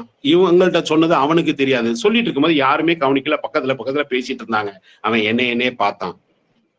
என்னடான்னு, சார் யாருமே கவனிக்கல. அப்ப அவனுக்கு புரிஞ்சிருக்கும், இதைத்தானப்பா நானும் உனக்கு அப்ப இருந்து சொன்னேன். இப்படி நேரடியான அனுபவங்கள் மூலமா குழந்தைகளுக்கு அந்த வேல்யூஸை உள்ளார கொண்டு போகணும். அதுக்கான நிறைய யுக்திகளை நம்ம பயன்படுத்தணும். 3வதாக, எல்லாத்தையுமே நேரடியா சொல்ல முடியாதுன்னா சில கற்பனை ரீதியான அனுபவங்களை அவங்களுக்கு ஏற்படுத்தணும். கற்பனை ரீதியா ஒரு கதையை சொல்லி எதையோ சொல்லி அவங்கள அந்த அனுபவத்துல கொண்டு விட்டுட்டோம்னா குழந்தைங்க தன்னை அறியாமலேயே இது பண்ணுவாங்க. 4வதா, ஒரு விஷயத்தை எடுத்து எந்த வேல்யூவை கொடுக்க விரும்புறோமோ அந்த வேல்யூவை எடுத்து அலசி ஆராயறது மாதிரி அவனுக்குள்ளேயே நிறைய உரையாடலை நடத்தணும். ஃபார் எக்ஸாம்பிள், நம்ம எல்லாரும் சொல்லித்தரது குழந்தைங்களுக்கு ஒழுக்கமாயிருன்னு. ஆனா நான் ஒரு ஆசிரியர்கள்ட்ட பயிற்சி கொடுக்கும்போது நிறைய தடவை ஆலோசனை பார்த்திருக்கிறேன். ஒழுக்கம்னா என்னன்னு ஆசிரியர்கள்ட்ட கேட்டா ஒவ்வொருத்தரும் ஒரு வியாக்கியானம் கொடுப்பாங்க. ஒரு சில பேர் சொல்லுவாங்க ஒழுக்கம் என்பது நேரத்தை கடைபிடிப்பது, சில பேர் சொல்லுவாங்க ஒழுக்கம் என்பது பெரியவர்களுக்கு கீழ்ப்படிவது, ஒரு சில பேர் ஒழுக்கம் என்பது நேர்மையாக இருப்பது. ஆளுக்கு ஒரு விளக்கணம் சொல்றாங்களே ஒழிய இதுதான் ஒழுக்கம்னு அவங்க சொல்றது இல்லை. அப்ப நான் ஒரு கேள்வி கேட்பேன், ஒழுக்கம்னா என்னன்னு உங்களுக்குள்ளேயே ஒரு ஒட்டுமொத்தமான வரையறை இல்லாம எப்படி குழந்தைங்கள்ட்ட மட்டும் இதை எதிர்பார்க்கறீங்க? அவன் எந்த மாதிரி தானே ஒவ்வொருத்தரும் ஒவ்வொரு கோணத்துல புரிஞ்சுக்குவான் அப்படின்னு சொல்லி அவங்களுக்கு சொல்லிட்டு ஒழுக்கம்னா என்னன்னு சொல்லுவேன். அப்படியே ஸ்டன் ஆகி போய் இருப்பாங்க. சோ இப்படி நாம எந்தெந்த வார்த்தைகளை வேல்யூஸ்ன்னு சொல்லி பயன்படுத்துறோமோ ஒவ்வொன்றையும் தூக்கி முன்னாடி போட்டு கேள்வியை எழுப்பி அவங்களையும் ஆய்வுக்கு உட்படுத்தி அந்த உரையாடலை கவனிச்சு இத அப்படியே அவங்க மன அளவுல இன்டர்னைஸ் பண்ணக்கூடிய அளவுக்கு அது உள்ளர போற அளவுக்கு அதை பத்தி விவாதம் பண்ணணும். 4வதா எந்த வேல்யூஸை அந்த குழந்தைங்களுக்கு போய் சேரணும்னு நினைக்கிறோமோ அந்த வேல்யூஸை அவங்களே மற்றவங்களுக்கு கற்பிக்கிறதுக்கு வாய்ப்புகளை கொடுக்கணும். நான் மற்றவங்களுக்கு சொல்ல போறேன்னு சொல்லும் போது இவனை அறியாமலே அதை பத்தி நிறைய தேட ஆரம்பிப்பான். சொல்லணுங்க பிறகு எல்லாருக்கும் மனசுல என்ன இருக்குன்னா அடுத்தவனுக்கு சொல்லணுங்கிற ஆசை நிறைய இருக்கு. தான் கடைபிடிக்கிறோமோ இல்லையோ சொல்லணுங்கிற ஆசையை தட்டி விட்டோம்னா அதை முன்னிட்டு அவன் நிறைய தேடுவான், நிறைய வாசிப்பான், நிறைய யோசிப்பான். அது மூலமா அவனுக்குள்ளேயும் அது மாற்றத்தை ஏற்படுத்தும். இப்படி ஒரு 5 கேட்டகரிய நான் ஒரு டெக்னிக்கை முன்னிலைப்படுத்தி இந்த வேல்யூஸை எப்படி எடுத்துட்டு போறதுன்னு நான் ஆசிரியர்களுக்கு கொடுப்பேன். என்னுடைய ஊற்றுக்கண் புத்தகத்துல இதைத்தான் நிறைய நான் செய்துட்டே இருக்கேன் ஒவ்வொரு மாதமும். ஒரு உதாரணத்துக்கு ஒண்ணு சொல்றேனே, கல்வியே அழகுதான், ஆனாலும் கல்விக்கு எது அழகு? இது நான் ஒரு மாசம் போட்ட தலைப்புல போட்ட ஒரு கேள்வி. கல்வியே அழகுதான், ஆனாலும் கல்விக்கு எது அழகு? இப்படி கேள்வியை போட்டு விட்டேன்னா அவங்க ஒவ்வொருத்தரும் யோசிப்ப ஆரம்பிப்பாங்க. அதை ஒட்டி உள்ளார நான் தலையங்கம் எழுதுவேன். அப்ப அந்த தலையங்கத்தை வாசிக்கும் போது அவங்களுக்கு ஒரு ஆர்வம் எடுப்புறது. கல்விக்கு எது அழகு? ஒவ்வொருத்தரும் ஒவ்வொரு கோணத்துல வருவாங்க. உள்ளார போய் வாசித்து பார்த்தா அவங்க எதிர்பார்க்காத இன்னொரு கோணம் இருக்கும். அதை வாசிக்கவும் வச்சாச்சு, எதிர்பார்க்காத இன்னொரு விளக்கமும் கிடைச்சு. இப்படி ஒரு தேடலை ஏற்படுத்தி விடணும். எதுல? வேல்யூஸ்ல கூட. ஆக கூட்டி கழிச்சு நான் சொல்ல விரும்புறது, கற்பித்தல் என்பது தேடுவதும் கண்டுபிடிப்பதும், தேட வைப்பதும் கண்டுபிடிக்க தூண்டுவதும். அது வேல்யூஸ்ல கூட அதே மாதிரிதான் இருக்கணும். அதுக்கு உரையாடல் மெத்தடு தான் ஒரு அற்புதமான மெத்தடு. அது நேரடியான அனுபவம் மூலமா இருக்கலாம், கற்பனை ரீதியான அனுபவம் மூலமா இருக்கலாம், உரையாடல்ல பல கேள்விகளை எழுப்பி அவங்களை தூண்டி விடுறதா இருக்கலாம், அவனையே தேட வைக்கிற அந்த வாய்ப்பு கொடுக்கறதா இருக்கலாம்.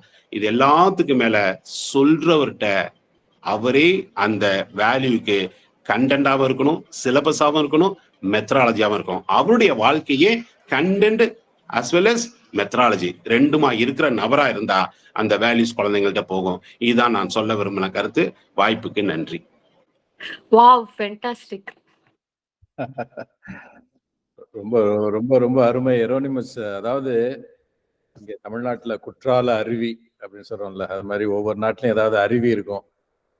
அந்த மாதிரியான ஒரு அருவி அவ்வளவு தெளிவா பாயிண்ட் பை பாயிண்டா நீங்க அதை சொல்றது நீங்க கேட்கும்போது அட, அதாவது ஒவ்வொரு வாக்கியமுமே ஒவ்வொரு சொற்றொடருமே ஒரு பொன்மொழி மாதிரி ஒரு இருக்கு, ஒரு சிந்தனை, ஒரு கோட்டு மாதிரி இருக்கு. இப்ப நீங்க உரியதை, உகந்ததை, உதவுவதை, தேடுவது அப்படின்னு சொல்லும்போது நல்லா இருக்கே. அப்ப கற்றல் அப்படின்னா தேடுவதும் கண்டுபிடிப்பதும் அப்படின்னு சொல்றீங்க இல்லையா? ஸோ அந்த கற்பிப்பது அப்படின்னு சொன்னாக்க அந்த அவனை தேட வைப்பது, அவனை கண்டுபிடிக்க வைப்பது அப்படின்னு சொல்றீங்க. அப்போ அப்படி அதுல ஆரம்பிச்சு இந்த ஒவ்வொரு கற்றல்னா இப்ப மெய்ப்பொருள் காண்பது அறிவு, தீமையை விளக்குவதே அறிவு, இத மாதிரி நீங்க அதை கொடுக்கும்போது அந்த நிறைய ஒரு 35 வருஷம் அந்த அனுபவம், உங்க அனுபவம் இருக்குல்ல, அதை நல்ல தெரிஞ்சுக்க முடியுது எங்களால. கேட்கும்போது ரொம்ப நல்லா இருக்கு. ஏன்னா இன்ஃபர்மேஷன் கிடையாது, நாலேஜ்னா என்ன அப்படிங்கிறத ரொம்ப அருமையா சொல்லியிருக்கிறீங்க. அது மாதிரி நாலேஜ்ல இருந்து ஸ்கில்லுக்கு போகும்போது ஒரு இது சொன்னீங்க, அந்த ஸ்கில்லுல ஏற்றம் இருக்கணும், வேல்யூஸ், அதாவது ஆட்டிடியூட்ல ஒரு மாற்றம் இருக்கணும் அப்படின்னு சொல்லி. அதுதான் நான் சொல்றேன். நீங்க ஒவ்வொரு விஷயத்திலையுமே அதை கேட்கும்போது ஒவ்வொரு சொற்றொடர் சென்டென்ஸ் ஒரு பொன்னெழுத்துக்களால் பொறித்து வை. அதனாலதான் நித்யா உடனே வாவ் அப்படின்னு சொன்னாங்க.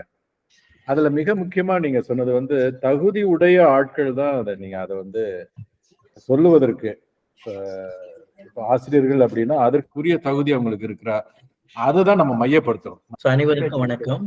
ஐ திங்க் நான் இன்றைக்கு தான் நினைக்கிறேன் நம்மளோட ஜோபா கல்வி கழகத்தின் ஒரு முக்கியமான ஒரு கலந்துரையாடல் என்று நினைக்கின்றேன். ஏன்னா அனைத்து அறிஞர்களும் இங்கே இருக்கின்றீர்கள். ஒரு 3 ஆண்டுகளுக்கு முன்பு இப்ப நான் ப்ரொஃபசர் ஜான் பிரித்தோ அவர்கள் மற்றும் நண்பர் குமரவேலு அவர்கள், முனைவர் குமரவேலு அவர்கள் நாங்கள் பேசணும். அதாவது அப்ப அந்த பெண்டமிக் காலத்துல தான் நாங்கள் எங்களுக்கு ஒரு பயம் வந்து விட்டது. அதாவது கல்வி எந்த நோக்கி போகின்றது, பள்ளிகள் இருக்குமா இருக்காதா, பள்ளிகளுக்கு போவார்களா போக மாட்டார்களா, ஏன்னா அப்ப ரொம்ப ஒரு ஒரு கணினி சார்ந்த கல்விக்கு முக்கியத்துவம் கொடுக்கப்பட்டது. அந்த நேரத்தில் தான் நம்ம என்ன நினைச்சோம், ஓகே அந்த நேரத்தில் தமிழகத்தில் இருக்கின்ற அனைத்து பல அறிஞர்கள் இருக்கிறார்கள்.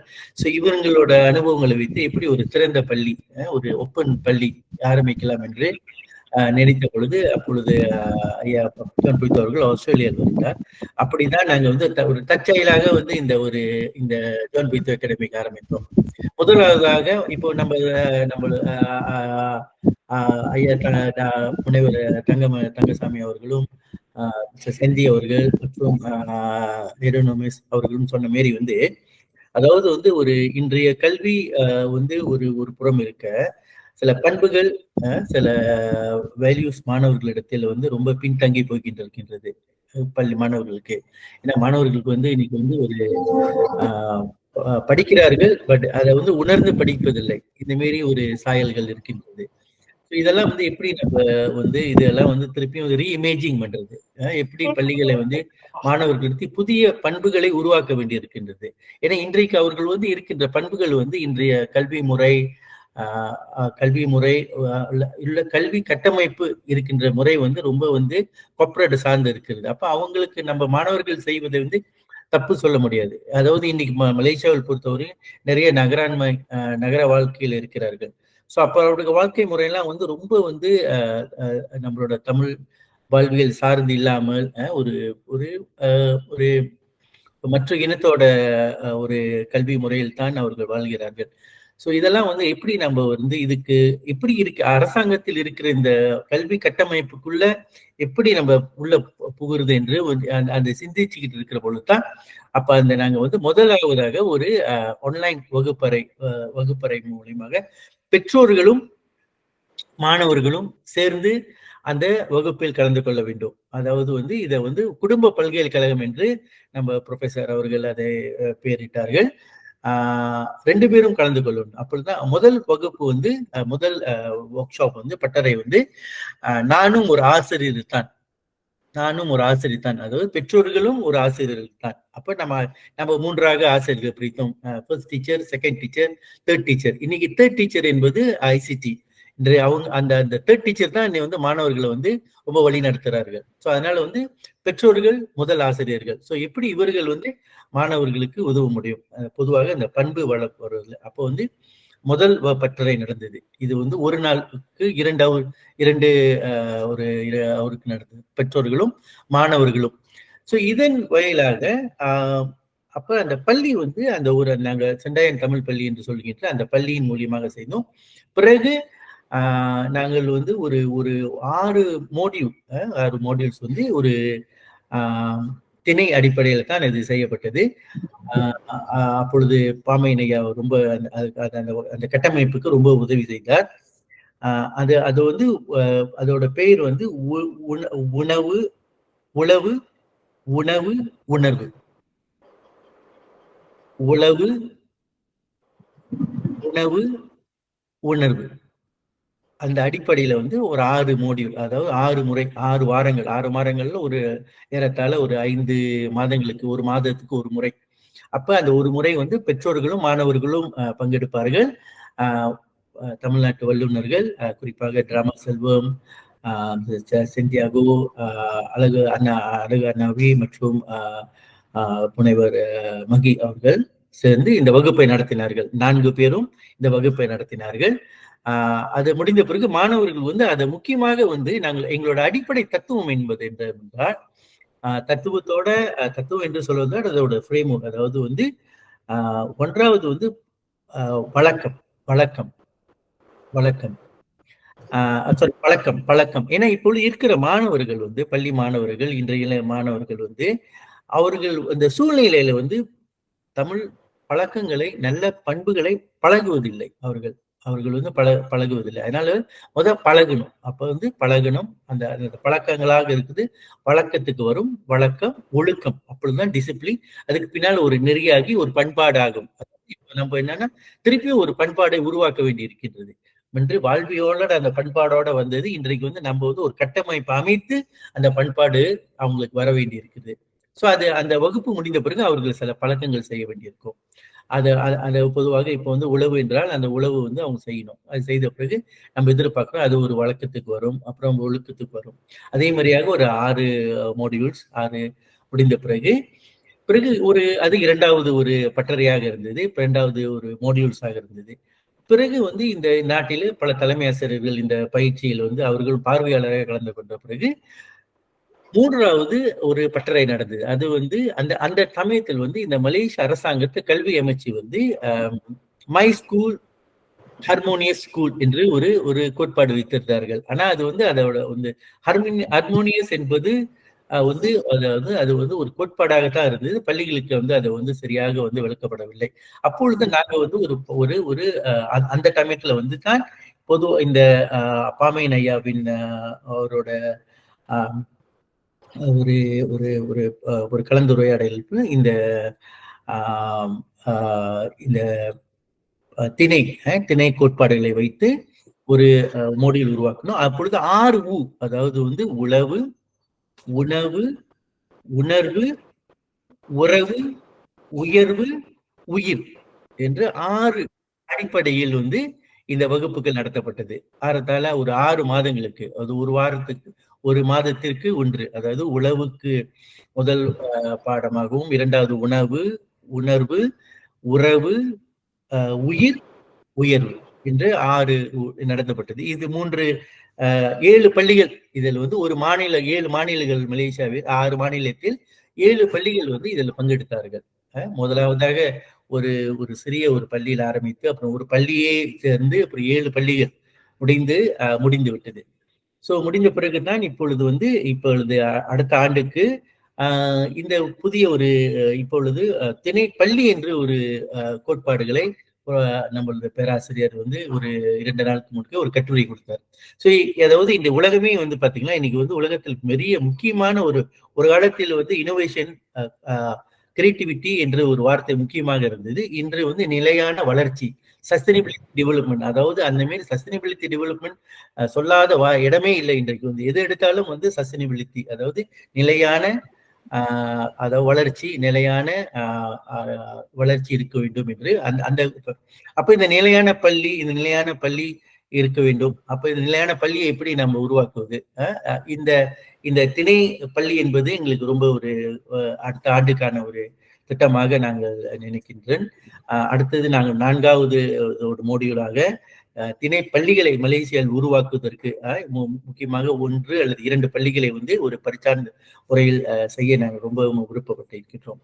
ஸோ இந்த குழு ஆலோசனையின்படி நாங்கள் வந்து அடுத்த ஆண்டிற்கான இந்த திணை பள்ளிகளை ஒரு மலேசியாவில் முதல் திணை பள்ளிகளாக உருவாக்குவதற்கு இந்த ஜான் பிரித் அகாடமிக்கும் மற்றும் வல்லுநர்கள் மிகவும் உறுதுணையாக இருப்பது என்று நான் நினைக்கின்றேன். இதான் எங்களுடைய மலேசியன் பயணத்தை நான் சுருக்கமாக உங்களுக்கு விளக்க முடிந்தது. நன்றி, வணக்கம். என்னுடைய பேர் சீதா லட்சுமி. நான் வந்து இந்தியால கோவையில NMCT அப்படிங்கிற ஒரு தொண்டு நிறுவனத்தின் இருந்து பேசுறேன். எங்க தொண்டு நிறுவனத்தோட விஷன் என்னன்னு கேட்டா ஹோலிஸ்டிக் டெவலப்மெண்ட் ஆஃப் தி அண்டர்ஸ்டர்வ் அப்படின்னு சொல்லுவோம்.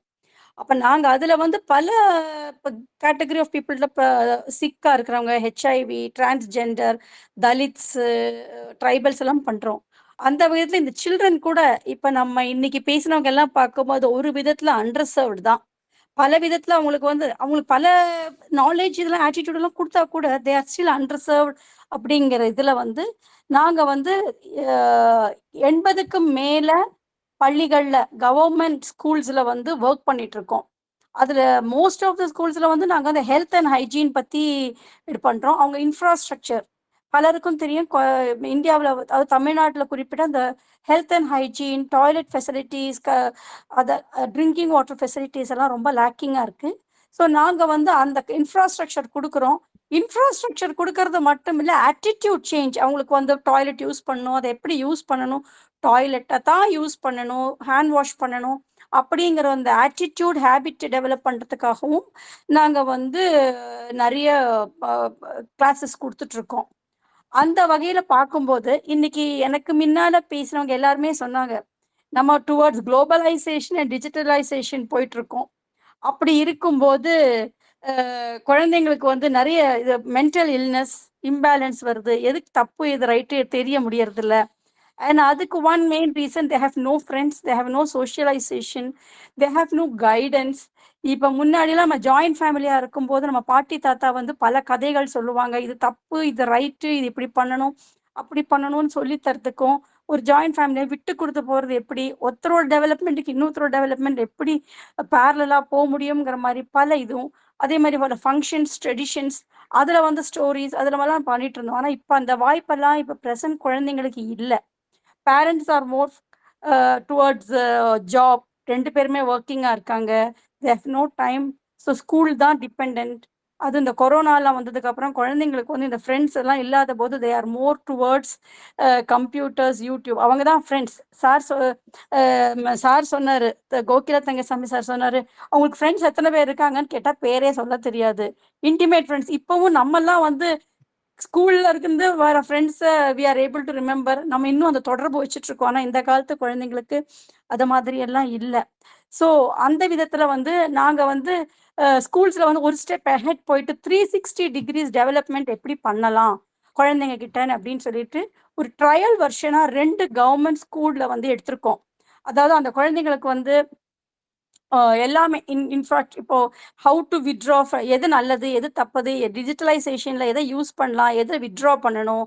அதே மாதிரி இப்போ எல்லாருக்கும் தெரிஞ்சு சொல்றதுக்கு சங்கடமா இருந்தா கூட அடிக்ஷன்ஸ், பல addictions, I don't want to say everything, எல்லாமே ஆல்மோஸ்ட் எங்களோட இதில் வந்து about 70% of the 60 to 70% of the சில்ட்ரன்ஸ்க்கு பல அடிக்ஷன்ஸ் இருக்கு. அதிலிருந்து குழந்தைங்களை எப்படி வித்ட்ரா பண்றது, இது பாதி வந்து பேரண்ட்ஸ்க்கு தெரியறதே இல்லை. நம்ம போகும்போது தெரியுது. ஸோ நாங்கள் on trial basis 2 school, government school எடுத்துட்டு இந்த குழந்தைங்களுக்கு வந்து இந்த இதையெல்லாம் எப்படி கொண்டு போகலாம் ட்ரையல் பேசிஸில் பார்த்தோம். அப்படி பார்க்கும்போது we needed to develop a curriculum. நாங்கள் ஃபர்ஸ்ட் ஃபீல்ட் அனாலிசிஸ் பண்ணி ஃபீஸிபிலிட்டி பண்ணி எதுக்கெல்லாம் வேணும் அப்படின்ட்டு.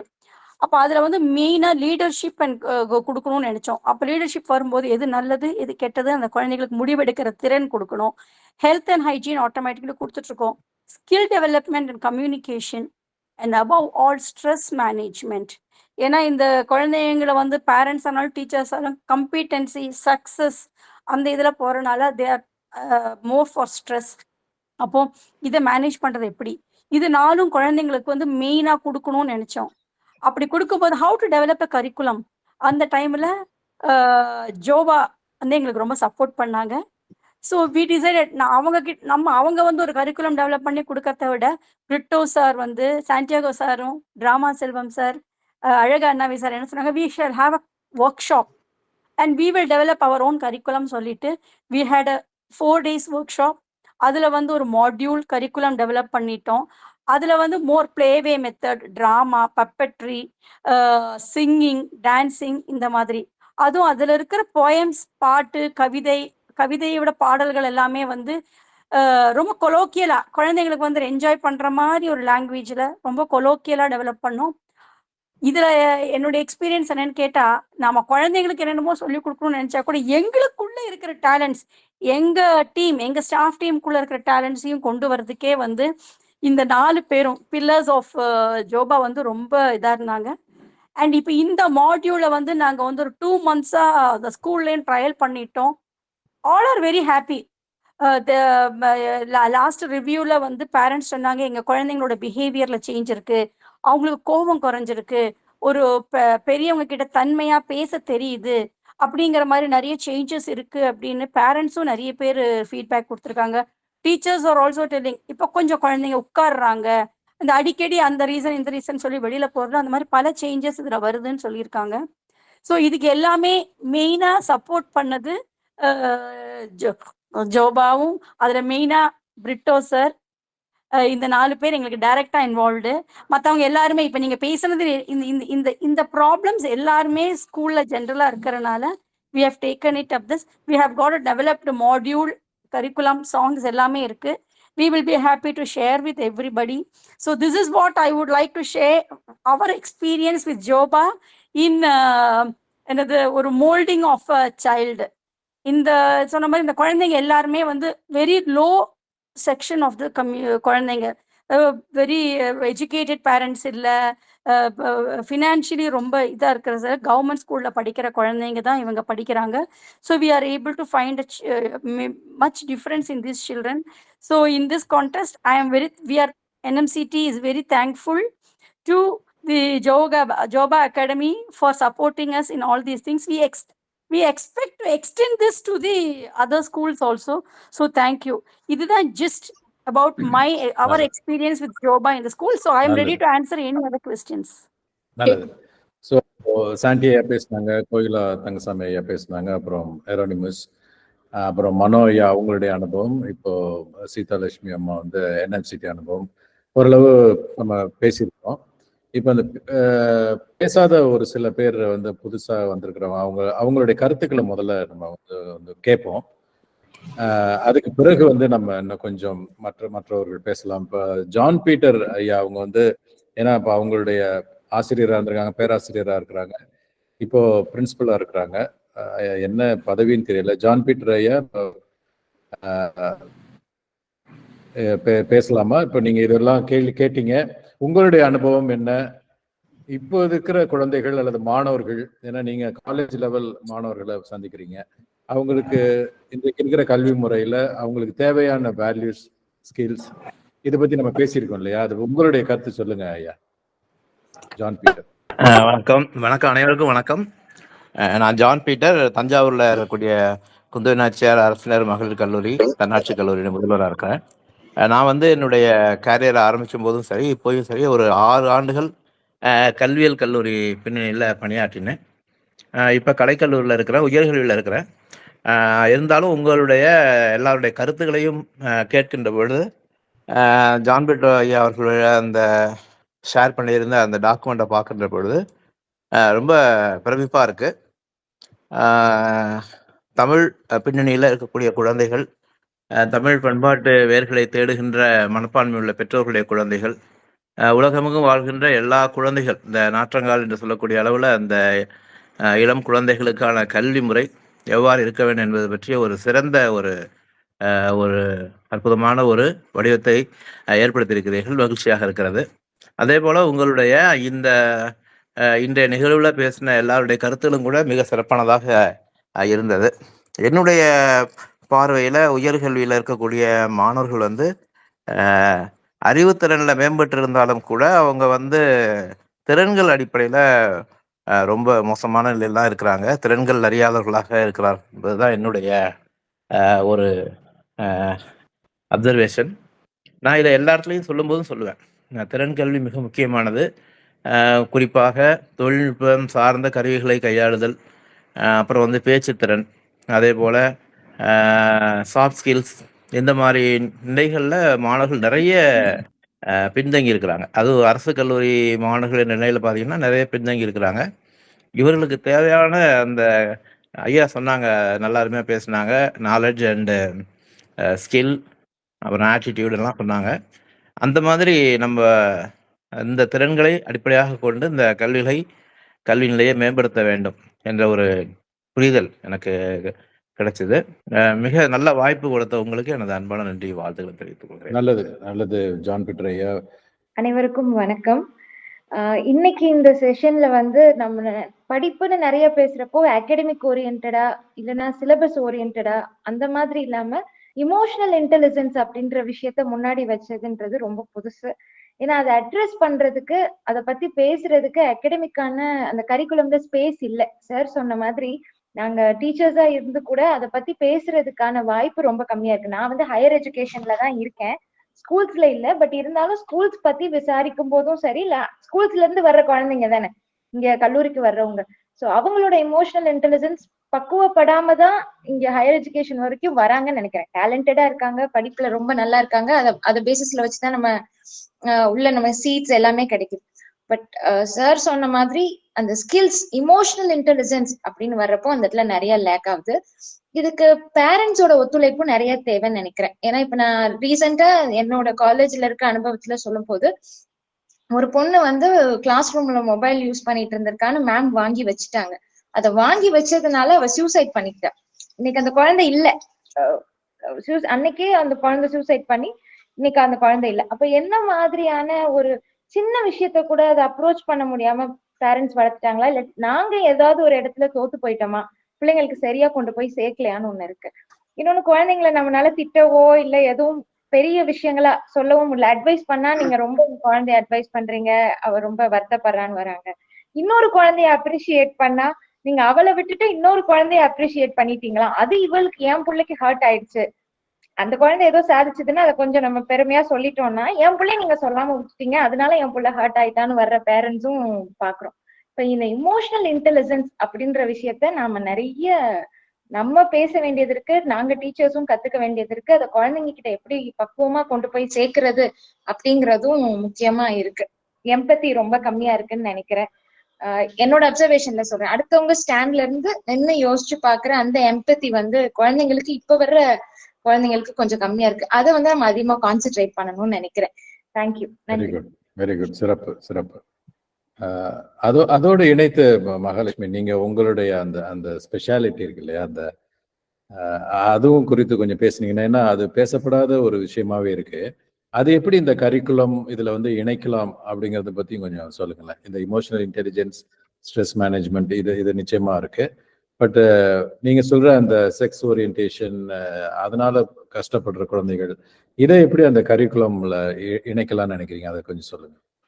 மறுபடியும் இதை நம்ம எமோஷனல் இன்டெலிஜென்ஸ்குள்ள தான் கனெக்ட் பண்ணணும்னு நினைக்கிறேன். இப்ப நான் ஒவ்வொரு ஸ்கூல்லையும் காலேஜ்லயும் ஒரு திருநங்கைக்கோ திருநம்பிக்கோ இல்ல ஜெண்டர் நான் கன்ஃபார்மிங் சில்ட்ரன், அதாவது மாற்று பாலின உணர்வுள்ள குழந்தைகள், அவங்களுக்கு நான் சீட் அட்மிஷன் கேட்க போறப்பெல்லாம் இந்த மேனேஜ்மெண்ட் எனக்கு முன்னாடி வைக்கிற விஷயம் என்னன்னா, எங்களுக்கு பிரச்சனை இல்லை, ஆனா ஸ்டூடெண்ட்ஸ் ஒத்துக்க மாட்டாங்க, ஸ்டூடெண்ட்ஸ் கேலி பண்ணுவாங்க, கிண்டல் பண்ணுவாங்க, அவங்களுக்கு ஃபர்தரா இங்க படிக்கிறதுக்கான ஸ்பேஸ் இருக்காது அப்படின்னு ஸ்டூடெண்ட்ஸ் தலையில தான் முக்காவாசி மேனேஜ்மெண்ட் வந்து கை வைக்கிறாங்க. இப்ப இதுக்கான ப்ராப்பர் அவேர்னஸ் இல்ல. நம்மளுக்கு ஜெண்டர் நான் கன்ஃபார்மிங் சில்ட்ரன்னா யாருன்னு தெரியல. எல்லா ஸ்கூல்லயுமே கண்டிப்பா இருப்பாங்க. அதாவது ஒரு பையனோ ஒரு பொண்ணோ நம்ம 18 வயசுக்கு மேலதான் ஒருத்தவங்களை திருநங்கைனோ இல்ல திருநம்பினோ ஸ்டாம்ப் பண்ண முடியும். அப்ப 18 வயசுக்கு கீழே இருக்கிறப்போ நம்ம அவங்களை திருநங்கைனோ திருநம்பினோ சொல்லக்கூடாது. மாற்று பாலின உணர்வுள்ள குழந்தைகள், அவ்வளவுதான். ஜெண்டர் நான் கன்ஃபார்மிங் சில்ட்ரன். இப்ப இந்த டீச்சர்ஸ்க்கு இந்த மாதிரி குழந்தைங்களை ஐடென்டிஃபை பண்ண தெரியணும், அவங்கள ப்ராப்பரா அட்ரஸ் பண்ணவும் தெரியும். இதுல நிறைய drop out, school drop outs, college drop outs வந்து இந்த குழந்தைங்க வந்து ஒரு 90% பேர் வந்து ஸ்கூல் டிராப் அவுட் ஆகும், காலேஜ் டிராப் அவுட் ஆகும் இருக்காங்க. காலேஜுக்குள்ள ஆக்சஸ் பண்றதே ரொம்ப கஷ்டம், உள்ள வர்றது அதோட ரொம்ப கஷ்டம். ஸ்கூலுக்கு மேக்சிமம் வந்து டிராப் அவுட் ஆயிடுறாங்க. ஏன்னா சக பள்ளி தோழர்களும் தோழிகளும் அவங்களுக்கான அதை பத்தின விழிப்புணர்வு இல்லை, வாத்தியார்களுக்கே இல்லை. அவங்களுக்கு அந்த குழந்தைங்களை ஐடென்டிஃபை பண்ண தெரியணும், அவங்கள பத்தின அவேர்னஸ் தெரியணும். ஏன் இந்த குழந்தை இப்படி நடந்துக்கிறாங்க, அந்த குழந்தை எப்பவுமே தனியா இருக்கும். இப்போ ஒரு பையன் இருக்கான், அவன் வந்து தனக்குள்ள பெண்மை உணர்றான்னா அவன் பாய்ஸ் ரெஸ்ட் ரூமே யூஸ் பண்ண மாட்டான். அதனால அந்த குழந்தைக்கு யூரினரி இன்ஃபெக்ஷன்ல இருந்து நிறைய பிரச்சனை வரும். பசங்க பக்கத்துல உட்கார மாட்டான், விளையாட மாட்டான், சரியான படிப்புலயும் கவனம் இருக்காது. இத வாத்தியார் சிலர் புரிஞ்சுக்கிட்டாங்கன்னா, இதெல்லாம் ஹானஸ்டா சொல்லணும்னா வாத்தியார் கிட்ட இருந்து நிறைய அபியூசிவான வார்த்தைகளா இருக்கட்டும், ஈவன் செக்ஷுவல் அபியூஸுமே நடந்துட்டு தான் இருக்குது. இப்ப ஸ்கூல்ல ஜெண்டர் நான் கன்ஃபார்மிங் சில்ட்ரனை பத்தி பேசியே ஆகணும். அதுக்கு நம்ம சின்ன சின்ன கதைகள் மூலமாக சொல்லலாம். இப்ப நான் ஒரு சின்னதா ஒரு கதை எழுதியிருந்தேன், அது ஒரு செகண்ட் ஸ்டாண்டர்ட் குழந்தைக்கு இதை போய் சொல்ற மாதிரி. கிளவுன் ஃபிஷ்னு ஒரு ஃபிஷ் இருக்கு, அது வந்து ஜெண்டரை மாத்திக்கக்கூடிய தன்மை உள்ளது. எலிஃபென்ட், அதாவது யானையிலையும் ஜெண்டரை மாத்திக்கூடிய தன்மை இருக்குது, மயில்லையும் இருக்கு. சோ இந்த அனிமல்ஸ் மூலமா ஒரு சின்ன சின்ன கதைகள் சொல்றப்போ இதுவும் இயல்புதான் அப்படின்னு குழந்தைங்களுக்கு கொண்டு போய் சேர்த்தா, ஒரு எப்படி சொல்றது, lowest population, one of the lowest population has the highest education risk அப்படின்னு நம்ம சொல்லணும். அந்த பாப்புலேஷன் கம்மி தான், ஆனா அங்க இருக்க யாருமே படிக்கிறது இல்ல, பள்ளியில படிக்கவும் விடுறது இல்ல. அப்படியே அவங்க அதுக்குள்ள ரொம்ப கஷ்டப்பட்டு படிச்சாலும் ஹையர் எஜுகேஷன்ல வரப்ப மறுபடியும் அது வந்து தட்டி போயிடுது. இந்த ஜெண்டர் நான் கன்ஃபார்மிங் இன்னும் ப்ரெசெப்டார்ஸ் கிட்ட கொண்டு போய் சேர்க்கணும். பிஎட் காலேஜ்ல இருக்கிற டீச்சர்ஸ், நாளைய ஆசிரியர்கள் இருக்காங்க இல்லையா, ப்ரெசெப்டார்ஸ், அவங்களுக்கு கரிக்குலத்துக்குள்ள விஷுவலி சேலஞ்ச், அதாவது ஸ்பெஷல் சில்ட்ரனுக்கான ஒரு பாடத்திட்டம் அவங்க தனியா படிக்கிறாங்க. அதுக்கான டீச்சர்ஸ்னு தனியா இருக்காங்க. அப்ப அது கூட சேர்த்து நம்ம ஜெண்டர் நான் கன்ஃபார்மிங் சில்ட்ரனை பத்தின ஒரு அவேர்னஸோ இல்ல அது சின்னதா ஒரு பாடத்திட்டமோ, இது நேச்சுரல், இது இன்னைக்கு நேத்து வந்ததில்ல, வெஸ்டர்ன் இன்ஃபுளுன்ஸ் கிடையாது. சங்ககால இலக்கியத்துல இருந்து அதுக்கான தரவுகள் இருக்கு, பைபிள்ல இருக்கு, மகாபாரத ராமாயணத்துல இருக்கு அப்படின்ற அந்த ரெஃபரன்ஸஸையும் கொடுத்து சயின்டிபிக்கா நம்ம அவங்களுக்கான அப்ரோச் கொண்டு போய் சேர்த்தோம்னா நாளைக்கு அட்டெண்டன்ஸ்ல கேர்ள்ஸ் பாய்ஸோட சேர்த்து இன்னும் கொஞ்சம் பேரும் சேர்த்து படிப்பாங்கன்னு நினைக்கிறேன். அதுக்கான ஒர்க் தான் இப்ப பார்த்துட்டு இருக்கோம்ப்பா. நன்றி. Very good. ரொம்ப ரொம்ப சிறப்பு. டாக்டர் மகாலட்சுமி சொன்ன அந்த இது நம்ம முன்னாடி சொன்னோம் இல்லையா, இப்போ ஸ்கூல் கோயிங் சில்ட்ரன் அல்லது நம்ம சொல்ற மாதிரி நார்மல் சில்ட்ரன் இன் கோர்ட். இன்னொன்று வந்து ட்ராப் அவுட் சில்ட்ரன். நம்ம முன்னாடி பேசணும், டாக்டர் கோயிலா தங்கசாமி சொன்ன மாதிரி பள்ளிக்கு போகாத குழந்தைகள், பள்ளியிலிருந்து விடுபட்ட குழந்தைகள், அது இன்னொன்று ஸ்பெஷல் சில்ட்ரன். நம்ம இப்போ டிசேபிள் சில்ட்ரன் அதெல்லாம் நம்ம ஸ்பெஷல் சில்ட்ரன் சொல்லிட்டு இருந்தோம். இப்போ டாக்டர் மகாலட்சுமி சொல்ற அந்த பிரிவு வந்து ரொம்ப பேசப்படாத, கவனிக்கப்படாத ஒரு விஷயமா இருக்கு. அதனால அது குறித்த ஒரு ஒரு இது கவனம் கூட நம்ம ஜோபா வந்து செலுத்தணும் அப்படிங்கிறது இதுல இருந்து தெரியுது. ரொம்ப ரொம்ப சிறப்பு. நித்யா அவங்க வந்து கை தூக்கி இருக்கிறாங்க. நித்யா பேசுங்கம்மா. இது வந்து சைக்கலாஜிக்கலான எஃபெக்ட் கிடையாது. இது வந்து அவங்கள ஒவ்வொரு ஹியூமன் பீயிங்லயும் அவங்க பாடியில அனடாமில ஏற்படுற கெமிக்கல் இன்பேலன்ஸ். ஸோ இது வந்து நிறைய பேர் வந்து சைக்கலாஜிக்கலா அவங்க வந்து மாறிடுறாங்கன்னு நினைச்சு அவங்கள அபியூஸ் பண்றாங்க. பட் எப்படி ஒரு ஒரு மேல் ஒரு ஃபீமேல்னு கடவுள் படைக்கிறாரோ, இதுவுமே ஒரு கடவுள் படைப்பு தான். அவங்களுடைய கெமிக்கல் இன்பேலன்ஸ்னால அவங்களுக்கு அது அது குறிப்பிட்ட வயசுல தான் அவங்களுக்கு அது தெரியுது. ஒவ்வொருத்தருக்கும் அது வேறுபடுது. ஸோ நான் நிறைய டாக்டர்ஸோட இதை பத்தி நான் பேசினப்போ எனக்கு இதை பத்தி நிறைய இன்ஃபர்மேஷன் கிடைச்சது. சார், இப்போ மகாலட்சுமி மேடம் பேசுறத பத்தி நான் கேட்டுட்டு இருந்தேன்.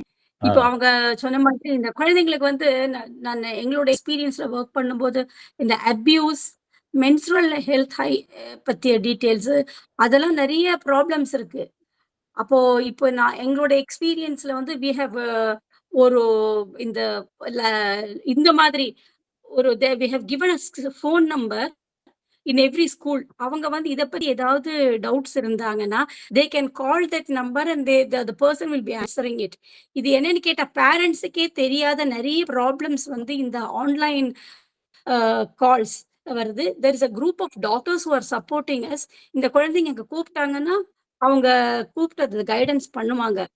மகாலட்சுமி மேடம் சொல்ற மாதிரி பேரண்ட்ஸோடைய சப்போர்ட் இதுல ரொம்ப தேவையா இருக்கு. ஸோ நாங்க இந்த இது பண்ணும்போது not only the children, we are also capacitating the teachers as well as the parents also. எஸ்எம்சிலையும் இதை பத்தி பேசுறோம். ஸோ அது அப்படி மூணு இதுலயும் பண்ணும்போது தான் அந்த இம்பாக்ட் நல்லா தெரியுது.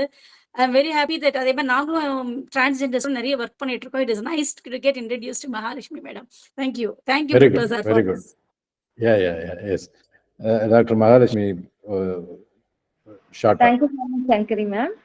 இப்போ நித்யா மேம் கிட்ட நான் சொல்ல நினைக்கிறேன் மேம், இது நீங்க சொன்னது நீங்க இன்னும் டாக்டர்ஸ் கிட்ட எல்லாம் பேசுங்கன்னு கேட்கிறப்ப ரொம்ப சந்தோஷமா இருக்கு. ஏன்னா எத்தனை மேனேஜ்மெண்ட் இதுக்கான ஸ்டெப்ஸ் எடுக்கிறாங்கன்னு எனக்கு தெரியல.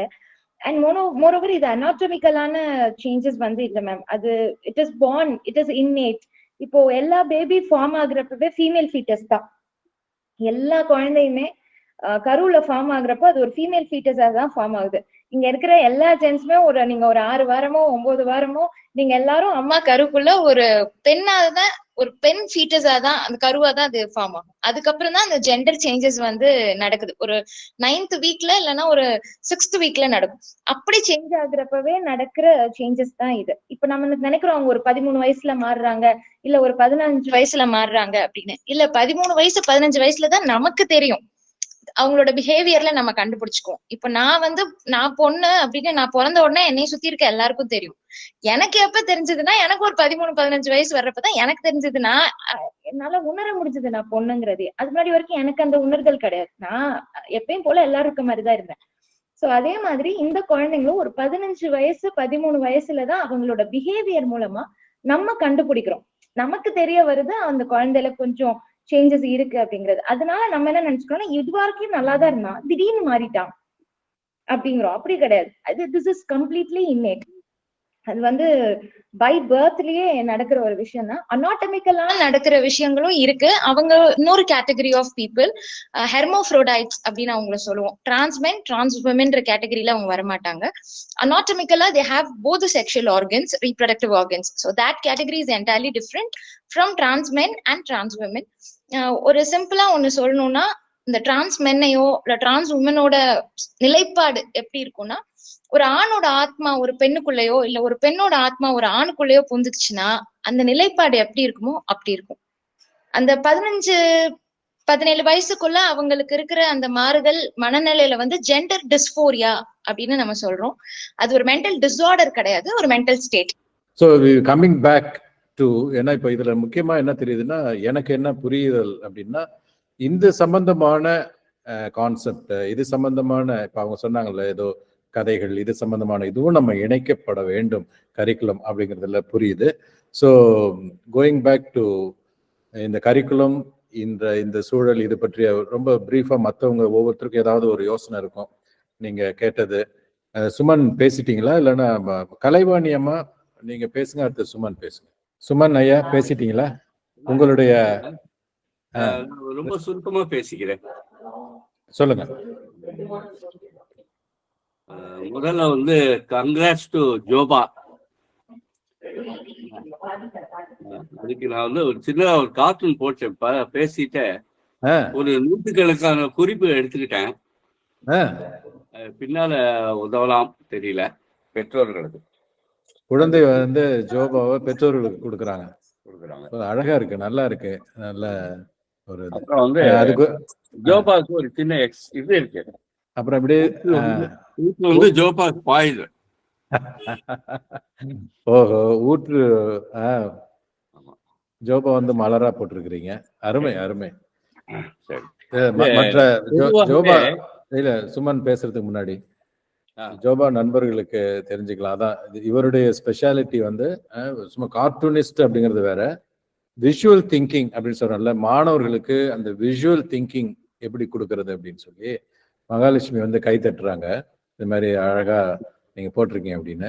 ஸோ அந்த விஷுவல் திங்கிங் கெப்பாசிட்டி, அதற்கான இப்போ நானும் சுமனும் சேர்ந்து பல இடங்கள்ல, இப்போ ட்ரிவாண்ட்ரம், ஆந்திர பிரதேஷ், ஹைதராபாத், பெங்களூர், பல இடங்களுக்கு போய் அந்த விஷுவல் திங்கிங் டெக்னிக்ஸ் பற்றி ட்ரைனிங் கொடுத்துருக்கோம். இப்போ ரொம்ப அருமையாக வந்து எப்படி வந்து இப்போ ஒரு எரோனிமஸ் ஊற்றுக்கண் பயிற்சி நடத்துறாரு. அந்த ஊற்று எப்படி வந்து ஜோபாவுக்கு வந்து ஜோபா ஒரு செடியாக இது பண்ணி அப்போ அது ஊற்றும் போது ஜோபா செடி வளருது.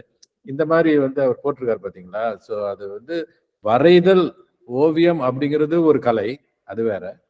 ஆனா அதுக்கு முன்னாடி வந்து அந்த கண்டென்ட்ல இருந்து, கான்செப்ட்ல இருந்து ஒரு விஷுவலா மாத்துற அந்த டெக்னிக் இருக்குல்ல, அந்த திங்கிங், கிரியேட்டிவ் திங்கிங் சொல்றோம் இல்லையா, 21st century ஸ்கில்ஸ்ல, அதான் அது இவருடைய ஸ்பெஷாலிட்டி. என்னன்னா, சுமன் வந்து வரைதலோட இதை எப்படி செய்யுது, என்ன நடக்குது மனசுல, மைண்ட்ல வந்து இந்த பிரெயின்ல என்ன நடக்குது, எப்படி வந்து ஒரு கான்செப்ட்ல இருந்து, ஒரு ஐடியால இருந்து ஒரு பிக்சருக்கு, ஒரு விஷுவலுக்கு வருது அப்படிங்கிறத அவரால் சொல்ல முடியும். அந்த கிளாரிட்டியும் அவருக்கு இருக்கு. நாங்க இணைந்து நிறைய ட்ரைனிங் கொடுத்துருக்கோம். நான் குறிப்பு எடுத்திருக்கிற விஷயங்களை பேசணும்னா ஒரு 3 நாள் ஆகும்.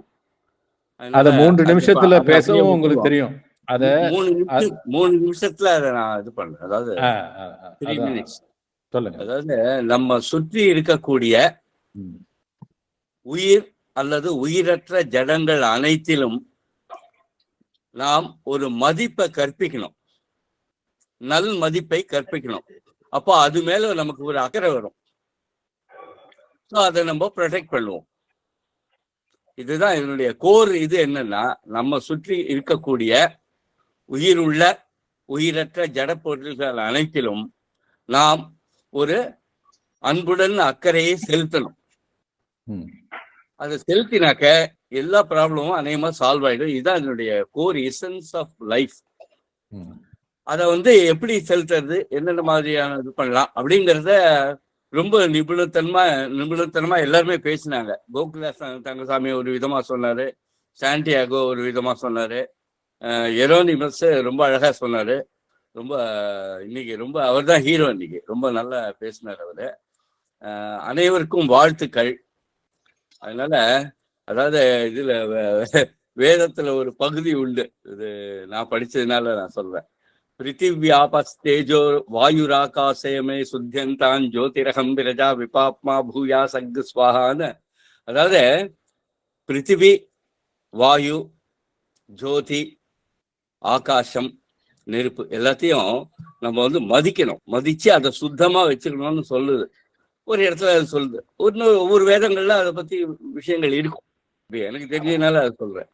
அதனால எல்லாருமே வந்து எல்லா விஷயங்களையுமே நம்ம ஒரு அக்கறையோட அணுகி இருக்கோம். நம்மள்ட்ட ஆல்ரெடி அந்த குவாலிட்டி இருக்கு.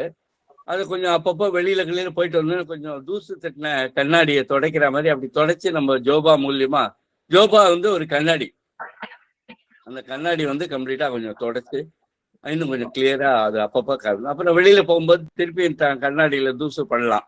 ஸோ நம்மளுடைய ஒரு எப்போவும் நம்ம ஒரு கர்ச்சிப்பை வச்சுக்கிட்டே இருக்கணும். அந்த அக்கறைன்னு ஒரு கர்ச்சிப்பு, அந்த கர்ச்சிப்பை வச்சு அப்பப்போ தொடச்சிக்கிட்டு நம்ம தெளிவான உலகத்தை அந்த கண்ணாடியில நம்ம பார்க்கணும். அவ்வளோ.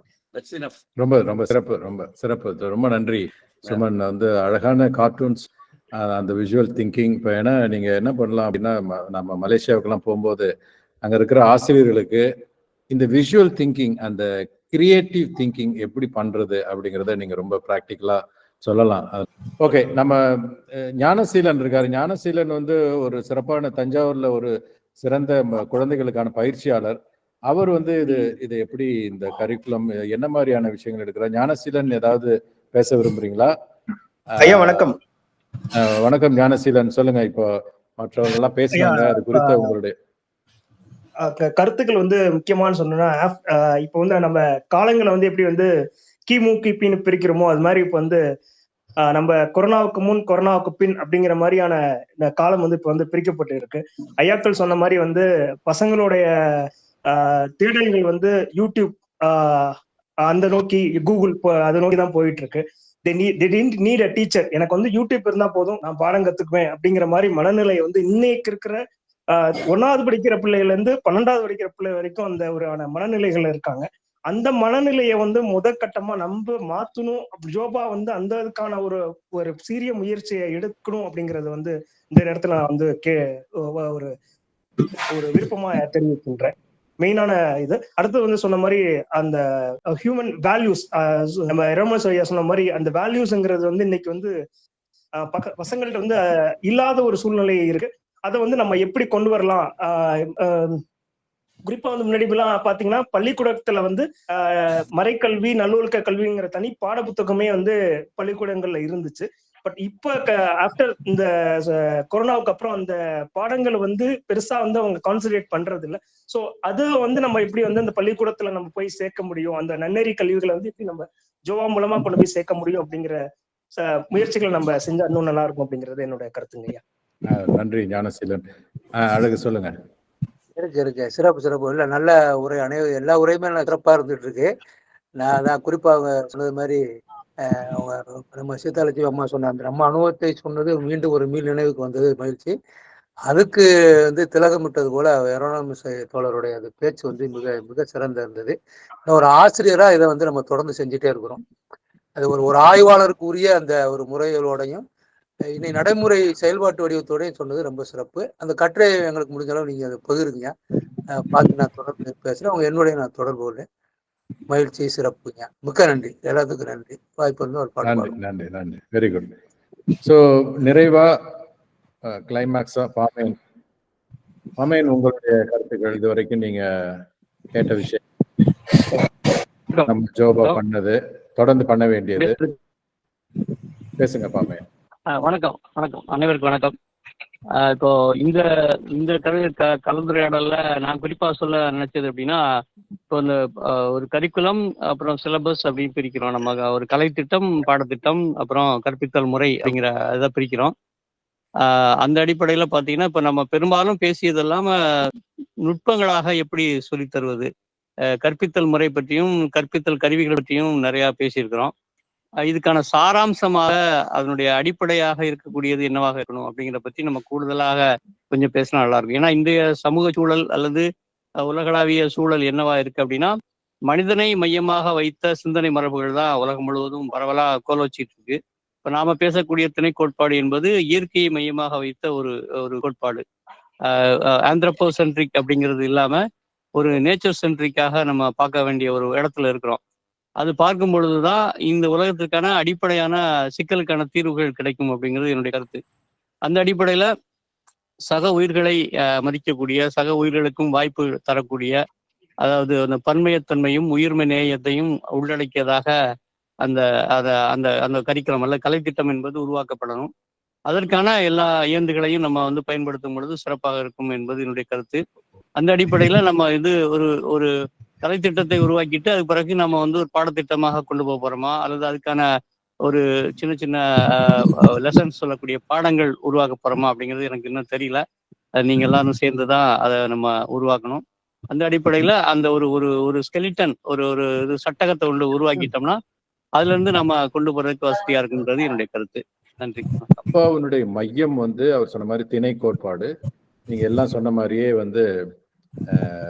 மனித நேயம், அதுக்கு அடுத்தது உயிர்ம நேயம், உயிர்களை மையப்படுத்திய உயிர்ம நேயம். ஸோ இதற்கு மதிப்பு கொடுக்கறது. இதை நம்முடைய பிலாசபியா வைத்துக்கொண்டு ஒரு கரிக்குலம், கலைத்திட்டம், அதுக்கப்புறம் சிலபஸ், பாடத்திட்டம், அதுக்கப்புறம் லெசன்ஸ், ஒவ்வொரு மாடியூல், அதுக்கப்புறம் லெசன்ஸ், அதுக்கப்புறம் அதை எப்படி கற்பிக்கும் முறை, இதெல்லாம் நம்ம அது நம்மள்கிட்ட நிறைய பேர் இருக்கிறாங்க. அந்த ஃபார்மல் எஜுகேஷன்ல இருந்தவங்க, நான் ஃபார்மல், இன்ஃபார்மல் எஜுகேஷன்ல இருக்கிறாங்க. ஸோ அது ஒரு சின்ன குரூப் இப்போ ஆல்ரெடி ஒரு ஸ்கெல்டன் இருக்கு நம்மள்கிட்ட. இப்போ மனோகரன் ஐயா சொன்ன மாதிரி உணவு, உறவு இந்த மாதிரி எல்லாம் நம்ம பண்ணியிருக்கிறோம். NMCT-யோட சேர்ந்து ஒரு சில இது பண்ணியிருக்கிறோம். ஸோ இதெல்லாம் அந்த சட்டகம்னு சொல்றாரு இல்லையா, அந்த ஸ்கெல்டன் அதுக்குள்ள போட்டுட்டு அதை அப்படியே கொஞ்சம் கொஞ்சமாக நம்ம டெவலப் பண்ணணும். இப்போ நான் மலேசியாவில் அந்த யூனிவர்சிட்டியில் இருக்கும்போது அந்த கரிக்குலம் டெவலப்மெண்ட் அந்த குரூப்ல இருந்தேன். அதனால எனக்கு அந்த ஃபார்மேட்லாம் அந்த மலேசியன் MQAன்னு சொல்லுவாங்க, மலேசியன் குவாலிட்டி அஷூரன்ஸ், அந்த MQA சம்பந்தமா ஒரு சில ஃபார்மேட்ஸ் எல்லாம் இருக்கு, ரொம்ப அருமையா இருக்கும். ஸோ அந்த இது பிரகாரம் நம்ம போடுறதுக்கான அதோட நாங்கள் இருக்கும்போது பேர்ல் காம்பிடன்சி மாடல் அப்படின்னு சொல்லிட்டு மாணவர்களுக்கு பாடங்கள் தவிர வேற என்ன மாதிரியான கம்யூனிகேஷன், கிரியேட்டிவிட்டி இதெல்லாம் பண்றதுக்கு, அதை அளவிடுவதற்கு ஒரு சில மாடல்லாம் தயார் பண்ணோம். ஸோ அதெல்லாம் பேஸ் பண்ணி கொண்டு இந்த நம்முடைய பார்வையில, உயிர்மநேய பார்வையில இதை எப்படி கொண்டு வர்றது அப்படிங்கிறத நம்ம ஒர்க் பண்ணணும். இதோடு நம்ம டாக்டர் குமரவேலு ஐயா இருக்கிறாங்க. அவங்க அந்த மினிஸ்ட்ரி ஆஃப் எஜுகேஷன், அந்த ஒன்றிய அளவில் இருக்கிற மந்திரியினுடைய சிறப்பு அதிகாரியா இருந்ததுனால உலக மலேசியா அளவுலையும் மற்ற தமிழர்கள் அளவுலையும் அவருக்கு தெரியும். பிளஸ் இன்னொரு புதுசாக இப்ப என்ன பண்ணிருக்காங்கன்னா, மலேசியாவில் நிறைய தமிழ் அமைப்புகள் இருக்கு.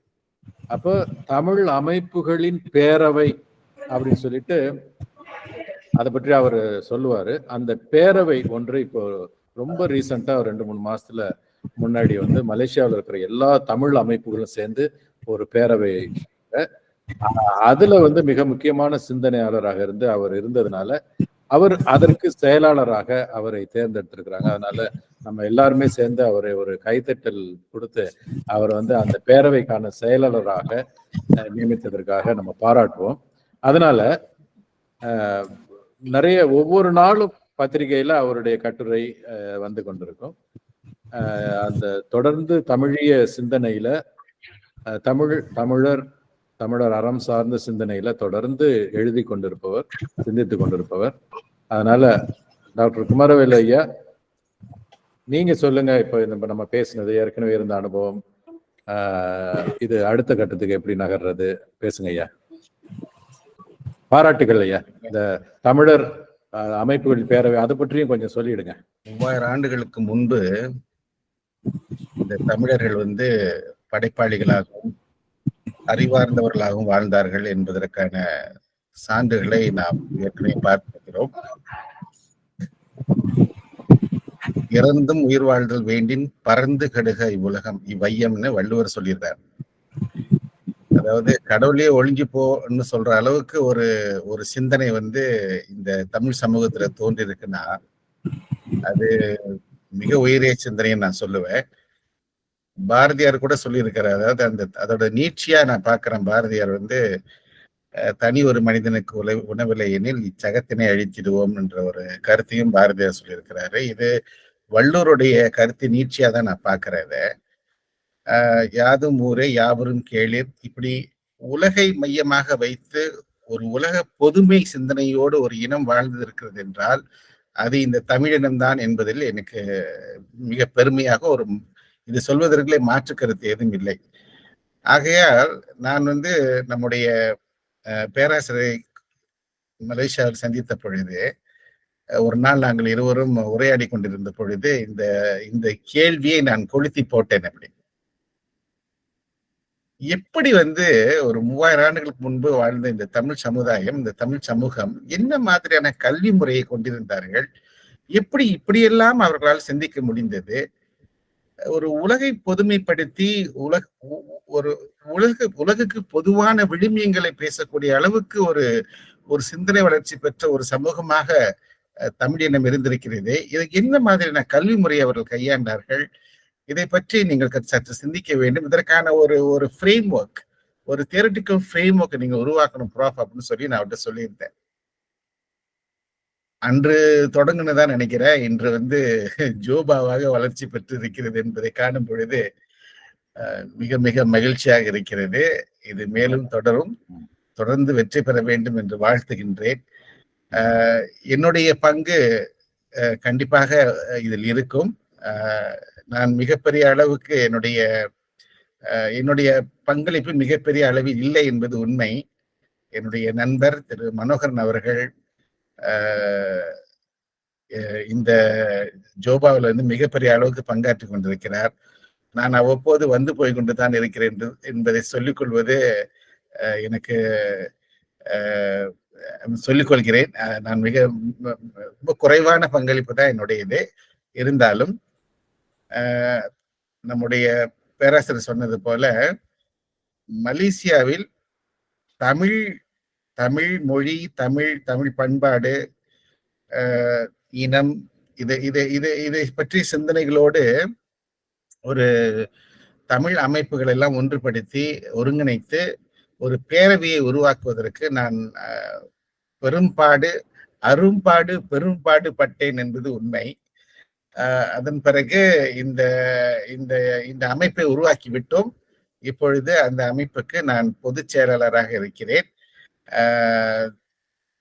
வருகிற 11/12 சென்னையில அயலக தமிழர் தினம் ஒன்று நடக்கிறது. அந்த நிகழ்ச்சிக்கு நானும் என்னுடைய இயக்கம் சார்ந்த ஒரு 5 பேர் அந்த நிகழ்ச்சிக்கு வருகிறோம். சென்னைக்கு வந்த பிறகு அங்குள்ள தமிழ் அறிஞர்கள், தமிழ் உணர்வாளர்களுடன் சந்திப்பு நடத்த வேண்டும் என்ற எண்ணமும் இருக்கிறது. சரி, நம் பழையபடி நம்முடைய கதைக்கு வந்து விடுவோம். மலேசியாவை பொறுத்தவரை என்னோட பார்வையில் நான் அவதானிப்பதை சொல்கிறேன். மலேசியாவை பொறுத்தவரை மலேசியன் கரிக்குலம்னு ஒன்று இருக்குது, பள்ளிகளில் இருக்குது. ஸோ அந்த கரிக்குலமை தாண்டி இப்போ திணை கரிக்குலத்தை உள்ளுக்கு எடுத்து வருவது என்பது அது ரொம்ப கடினமானது என்பது என்னுடைய எண்ணம். இருந்தாலும் இப்ப ஏற்கனவே இருக்கிற மலேசியன் கரிக்குலம்ல, அந்த மலேசிய கரிக்குலத்துக்குள்ளார எப்படி நம்முடைய திணையை ஒரு ஆட் ஆன், ஒரு சப்போர்ட் சிஸ்டமா உள்ளுக்கு எப்படி எடுத்துட்டு வரலாம் என்ற சிந்தனை தான் இப்பொழுது நாங்கள் கொண்டிருக்கிறோம். அல்லது ஏற்கனவே நம்முடைய மலேசியன் கரிக்குலம்ல இந்த திணை குறித்த சில செய்திகள் இருக்கின்றன, இல்லை என்று சொல்ல முடியாது, ஏற்கனவே அதுல இருக்கு. ஸோ அப்ப அதோட இதையும் நுழைத்து கொண்டு அதை மேலும் கொஞ்சம் விரிவாக்கம் செய்தால் நல்லா இருக்கும்ன்ற சிந்தனையும் எனக்கு இருக்குது. ஸோ இது குறித்து மேலும் நாம் கலந்துரையாடலாம் என்று கூறி அமைகிறேன். நன்றி, வணக்கம். நன்றி ஐயா. ஸோ நம்ம ஒரு நிறைவு செய்வோம். இப்போ சாண்டி ஐயா பேசின இந்த இன்றைய சூழல் எப்படி இருக்கிறவன் பேசினார். அதுக்கப்புறம் நம்ம கோயிலா தங்கசாமி ஐயா வந்து கல்வி சூழல் பற்றி பேசினாங்க. எரோனிமஸ் வந்து எல்லாரும் ரொம்ப சிறப்பாக சொன்ன மாதிரி ரொம்ப அழகாக ஒரு இன்றைய கல்வி சூழலில் மாணவர்கள் இருக்கிற நிலைமை, அவங்களுக்கு தேவையான விழுமியங்கள், திறன்கள் என்ன அப்படிங்கிறத ரொம்ப அருமையாக பேசினாங்க. அதுக்கப்புறம் மனோகரன் ஐயா வந்து இது மலேசியா எக்ஸ்பீரியன்ஸில் எப்படி ஜோபா ஆரம்பிச்சு பண்ணோம் அப்படிங்கிறதும், அதுக்கப்புறம் என்எம்சிடி சீதாலட்சுமி அவங்க என்எம்சிடியில் என்ன பண்ணோம் அப்படிங்கிறதும் பேசினாங்க. அதை தொடர்ந்து நம்ம ஒவ்வொருத்தரும் சில கருத்துக்களை சொன்னோம். இப்போ அதில் மிக முக்கியமாக வந்து இப்போ பாமேன் சொன்ன மாதிரி அந்த உயிர்ம நேயத்தை மையப்படுத்தி அந்த தத்துவத்தின் கீழே ஒரு சட்டகம் ஏற்படுத்தணும். அதில் வந்து நம்ம அந்த கரிக்குலம் இப்போ டாக்டர் குமாரவேலு ஐயா சொன்ன மாதிரி ஏற்கனவே தமிழ்நாடோ மலேசியாவோ எல்லா இடத்துலையுமே ஒரு ஒரு ஒரு சிலபஸ் இருக்குது. அதில் இது ஒரு ஆட் ஆனால் இது எப்படி கொண்டு போகிறது அப்படிங்கிறதையும் மையப்படுத்தி, ஏன்னா அதுதான் ரொம்ப முக்கியம். நம்ம பாட்டு ஏற்பாடு பண்ணி வச்சுக்கலாம், ஆனால் அதை செயல்படுத்துறதுக்கு இதை எப்படி அதில் இருக்கிற ஏற்கனவே இருக்கிற கரிக்குலம்ல இருக்கிற விஷயங்களை எடுத்து செய்யப்படுமா அப்படிங்கிறது, ஏன்னா அந்த ஸ்ட்ராட்டஜி ரொம்ப முக்கியம். அது குறித்தும் நம்ம பேச வேண்டியிருக்கு. ஸோ இந்த ஏற்கனவே நம்ம செஞ்சிருக்கிற இந்த சிலபஸை வந்து இன்னும் கொஞ்சம் செழுமைப்படுத்தி அடுத்த டிஸ்கஷன்ல வந்து ஆக்சுவல் கரிக்குலம், இப்போ இது ஒரு கான்செப்ட் பேப்பர் தான் இருக்கு.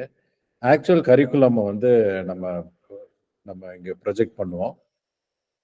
அதுல வந்து தென் வி கேன் டிஸ்கஸ், இப்போ இதுல எப்படி மாத்தலாம் அப்படி மாத்தலாம் அப்படிங்கிறத அடுத்த கட்ட டிஸ்கஷனா வைத்துக் கொள்ளலாம். இல்லை, எல்லாத்தையும் கவனிச்சுக்கிட்டு இருக்கேன். முடிஞ்சதெல்லாம் பங்கெடுப்போம். சிறப்பான உரை இன்னைக்கு, ரொம்ப எல்லாமே ரொம்ப தெளிவான அழகான உரை. ஒன்னே ஒன்று சேர்த்துக்கலாம், இந்த மாணவர்கள் வாசிக்கிறது இன்னைக்கு வந்து ரொம்ப குறைஞ்சி போயிருக்கு. ஒரு சரியான வரிய சரியான பொருளோட அவங்களால வாசிக்க முடியல, அந்த ஒரு பிரச்சனை இருக்கு. அதையும் கவனத்துல வச்சுக்கோம் அப்படின்னு சொல்றேன். அவ்வளவுதான் என்னுடைய கருத்து. நம்ம நன்றி. இளங்கோமரன் ஐயா நிறைவா சொல்லும் போது தமிழ் வாசிப்பை பத்தி சொன்னாரு. குறிப்பா 8வது பையன் கூட தமிழை சரியா வாசிக்கிறது. ஆமா ஆமா, 8வது பையன் கூட ஒரு வாக்கியம் கூட வாசிக்கிறது இல்லை. அது வாசிப்பு திறனை மேம்படுத்துறதுக்கு முதல் வகுப்பிலேயே ஒரு வாக்கியங்களை, ஒரு பத்தியை வாசிப்பதற்குரிய ஒரு உத்தியை நாங்கள் பயன்படுத்தி சிறு சிறு புத்தகங்களாக போட்டிருக்கிறோம். இது ஜோபாவுடைய கவனத்திற்கு கொண்டு வருகிறோம். Vote of thanks prof. இன்றைய நிகழ்வு வந்து நம்ம ஜோபா குடும்பத்தின் ஒரு மிக முக்கியமான ஒரு நிகழ்வு. அதில் நிறைய வல்லுநர்கள் கலந்து கொண்டார்கள். இது ஒரு தொடக்கம் என்று நினைக்கின்றேன். 1920 அடுத்த ஆண்டுக்கான பள்ளிகளில் நாங்கள் இந்த பசுமை பள்ளி அல்லது திணை பள்ளிகளை ஆரம்பிக்குவதற்கு ஒரு தொடக்கம் என்று நினைக்கின்றேன். அனைவரும் கூறிய கருத்துக்களுக்கு ஜோபா சார்பில் நான் உங்களுக்கு நன்றி கூறிக்கொண்டு, நம்ம அடுத்த நிகழ்வு எப்பொழுது என்பதை ஒரு திட்டமிட்டு அனைவருக்கும் அறிவிப்போம் என்று நான் சொல்லிக்கொள்ள ஆசைப்படுகின்றேன்.